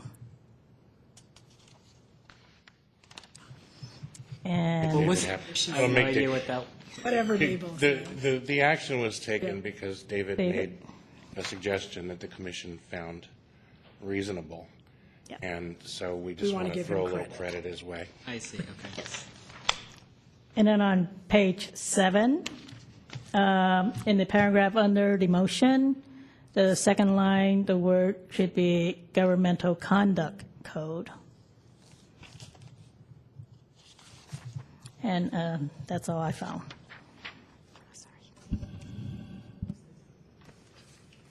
Where's that? I'm sorry. The last one was on page 6. After the motion, I'm sorry, I think I said 7. Page 6, after the motion, on the second line, the San Francisco Campaign and Governmental Conduct Code, not Conduce Code. We're not going to Okay. conduce anybody.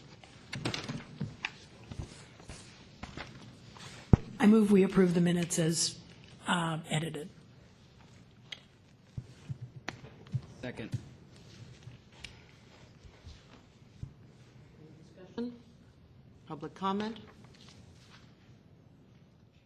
All in favor? Aye. Aye. The minutes stand approved.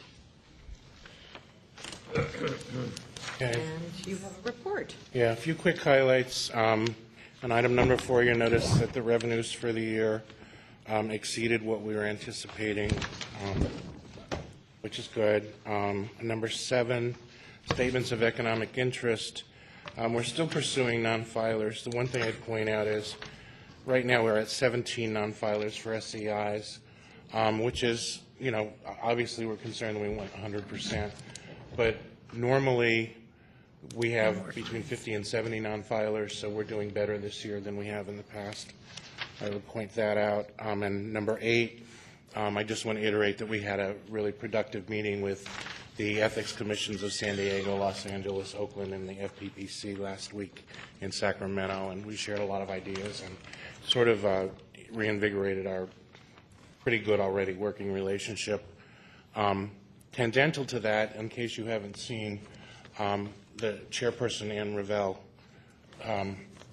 was nominated by President Obama to the Federal Election Commission yesterday. Obviously, Senate confirmation hearings take time, but this is an appointment that was greeted with a great deal of enthusiasm, both here in California and in Washington. Fantastic. So if she gets confirmed, she would be moving on at that point. I'd just like to mention, I'm really glad that you flagged number 8. I recall that at times of certain budget stringency, the staff has not been able to participate in national professional activities of ethics organizations. So one is I'm glad that we have that California exchange. But it also makes me want to ask whether we are able to do that kind of national professional participation, or whether the stringency is still affecting that. I think that even though the budget news is improving, we anticipated this year that is something was not yet timely to ask for. I think maybe next year. The thing that educated my thinking about this too is this year's convention is in Canada, which might add to the expense and so on. Although that is a goal that we would have to start participating again in future years. And that was, again, we always set aside a night for the California commissions to get together and update and talk and communicate. Again, we do communicate well already, but this is it's always good to sit down with the faces and the names and not just be on the phone and be together. And that's always valuable. And of course, Mabel and I and those other folks were always a member of panels and stuff like that, so we made presentations of our own. So yes, I'd dearly love to do that again. It's not in the cards this year, but in the future. I understand that, and I share your feeling that it's a loss not to be able to participate in your professional circle, but I'm glad that you were able to arrange the California exchange. And then, John, I just see that we have an increase of $197,000, right? Mm-hmm. And so what is that paying for? Ideally, we have 2 vacancies right now. We have 18 staffers on paper, 16. So we will fill the position of our education outreach person, coordinator, hopefully as soon as possible. In fact, we would be doing that now, except that Human Resources requires us to hire from a set pool that they established, and there isn't one. So we can't hire until there's a pool. There's supposed to be one in the coming months. I believe if we're careful, we will also be able to fund the vacant investigator position that's been vacant for years. Mm-hmm. So I'm anticipating that this is enough to do that. The caveat, of course, is we got through our budget hearing at the board, but the budget hasn't been adopted yet. So next week, after the the board is done with whatever cuts and everything else they do, then they do add-backs and everything else, and they have final negotiations with the mayor's office. I'm in constant touch with the board and with the mayor's office about this, so trying to keep abreast of what's going on in any developments. So we should have final numbers for us for next year by the next meeting. Obviously, I'll probably get it before then, and I'll let you know. But in terms of the report, we'll know next month for sure. But I have my fingers crossed that Yeah, we'll. good. Okay. Anything else on that? No. Items for future meetings? Well, this is not exactly an item for a future meeting. It's an item for this evening, but it affects our future meetings.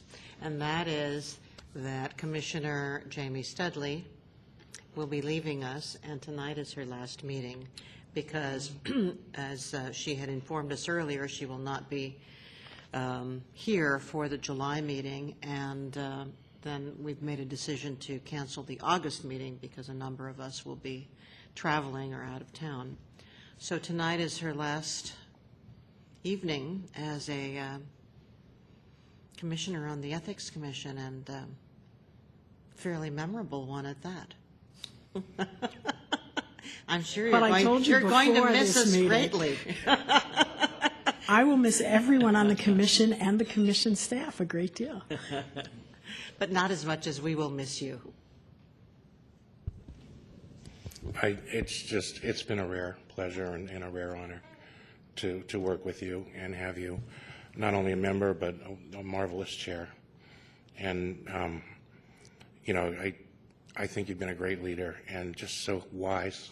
Wise is underline wise, because you just have this body of knowledge and this acute level of inquiry and insight in things, and you've tried so hard to be thoughtful and fair and succeeded, well succeeded. And you bring to it also not only thoughtfulness but compassion, which is so important, and truly an academic at all times, but so much a mentor to me too. I've learned so much from you, and it just feels wonderful to know at my age I can keep learning and have people around that are mentors and hopefully also friends. And it just means the world that you've been here, and we will miss you. That I can guarantee. Thank you.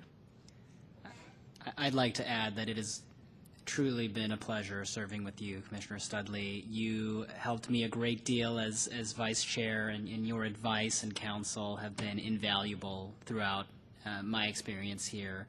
I echo comments about your wisdom being a huge asset on this commission. I'd also add that your leadership, ability to build consensus when things are breaking down, the 100% effort you gave each meeting and in struggling with issues that may have felt either mundane or difficult, it was truly admirable, and you will very much be missed on this commission, and I've really appreciated getting the chance to know you. Thank you.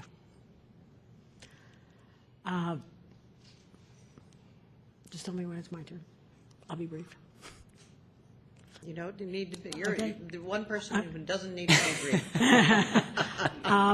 We have no timer on you. I am a complete sucker for the opportunity to serve, and I care so very, very much about government meeting the highest expectations that we set for it. And so let me start by talking about the staff. One thing I think we have in common, I think even our newest commissioner can see it, is that this is not an easy responsibility, and we do it in a fishbowl with very high standards and some extreme difficulties. And I have been just tremendously impressed by the way that the staff, led by Jack and Mabel, but all the people I've dealt with on the staff, have soldiered on to do right and to carry out their sworn responsibilities as representatives of the city and county of San Francisco against some very formidable criticism, and to uphold the expectations about open and responsible government. And I know that it has been hard. Although it will appear on the record that I am departing before the end of my term, I have served, Jack tells me, 6 years and 3 months. Who's counting? And who's counting? Hold on by one's fingernails to do that some days. But it is an honor. San Francisco asks a lot of our public officials, and we ask a lot of ourselves as a city. These are incredible standards that we are asked to try to carry out, to be ethical and open and at the same time careful and accurate and respect privacy. Tonight's conversation couldn't capture it better as we are trying to balance all of those things, knowing what the voters have put in place and what they have asked and what individuals expect of the way their government deals with them. So I'm very touched by what you said, Jack, and Bev and Ben. We all take it very seriously, and I've been privileged to work with all of you. I'm sorry that we won't have more of a chance to work together. As I think about Emmy and Susan Harriman and Eileen Hansen, other commissioners with which I've served. Have I forgotten anybody? And Dorothy. I've learned something from each of them as I have from each of you, and it is so remarkable to create this strange situation in which we can't talk to each other outside, and we try to be wise, to use your word, and just coming together once a month to do in public what people in other processes get to debate in private, and yet somehow we've done it respectfully and thoughtfully, and everybody on the commission has been really committed to these values. Even when we disagreed about particular items, I have felt a sense of good faith. So 6 years ago, 6 years and 3 months ago, I didn't, and 5 months, Jack says 5 months. I don't think I knew how much time it would take. I did tell Dennis when I spoke to him that the billing wasn't quite accurate, but I'm glad to have served and wish you all the best and happy to help any of you or this whole process going forward if I can. But the time has come to let somebody else have this chance, and I just want to thank all of you. And Jack, I feel the same way, that I've learned a great deal from working with you and everybody involved with the commission. So thank you. Thank you. Thanks a lot. Good night.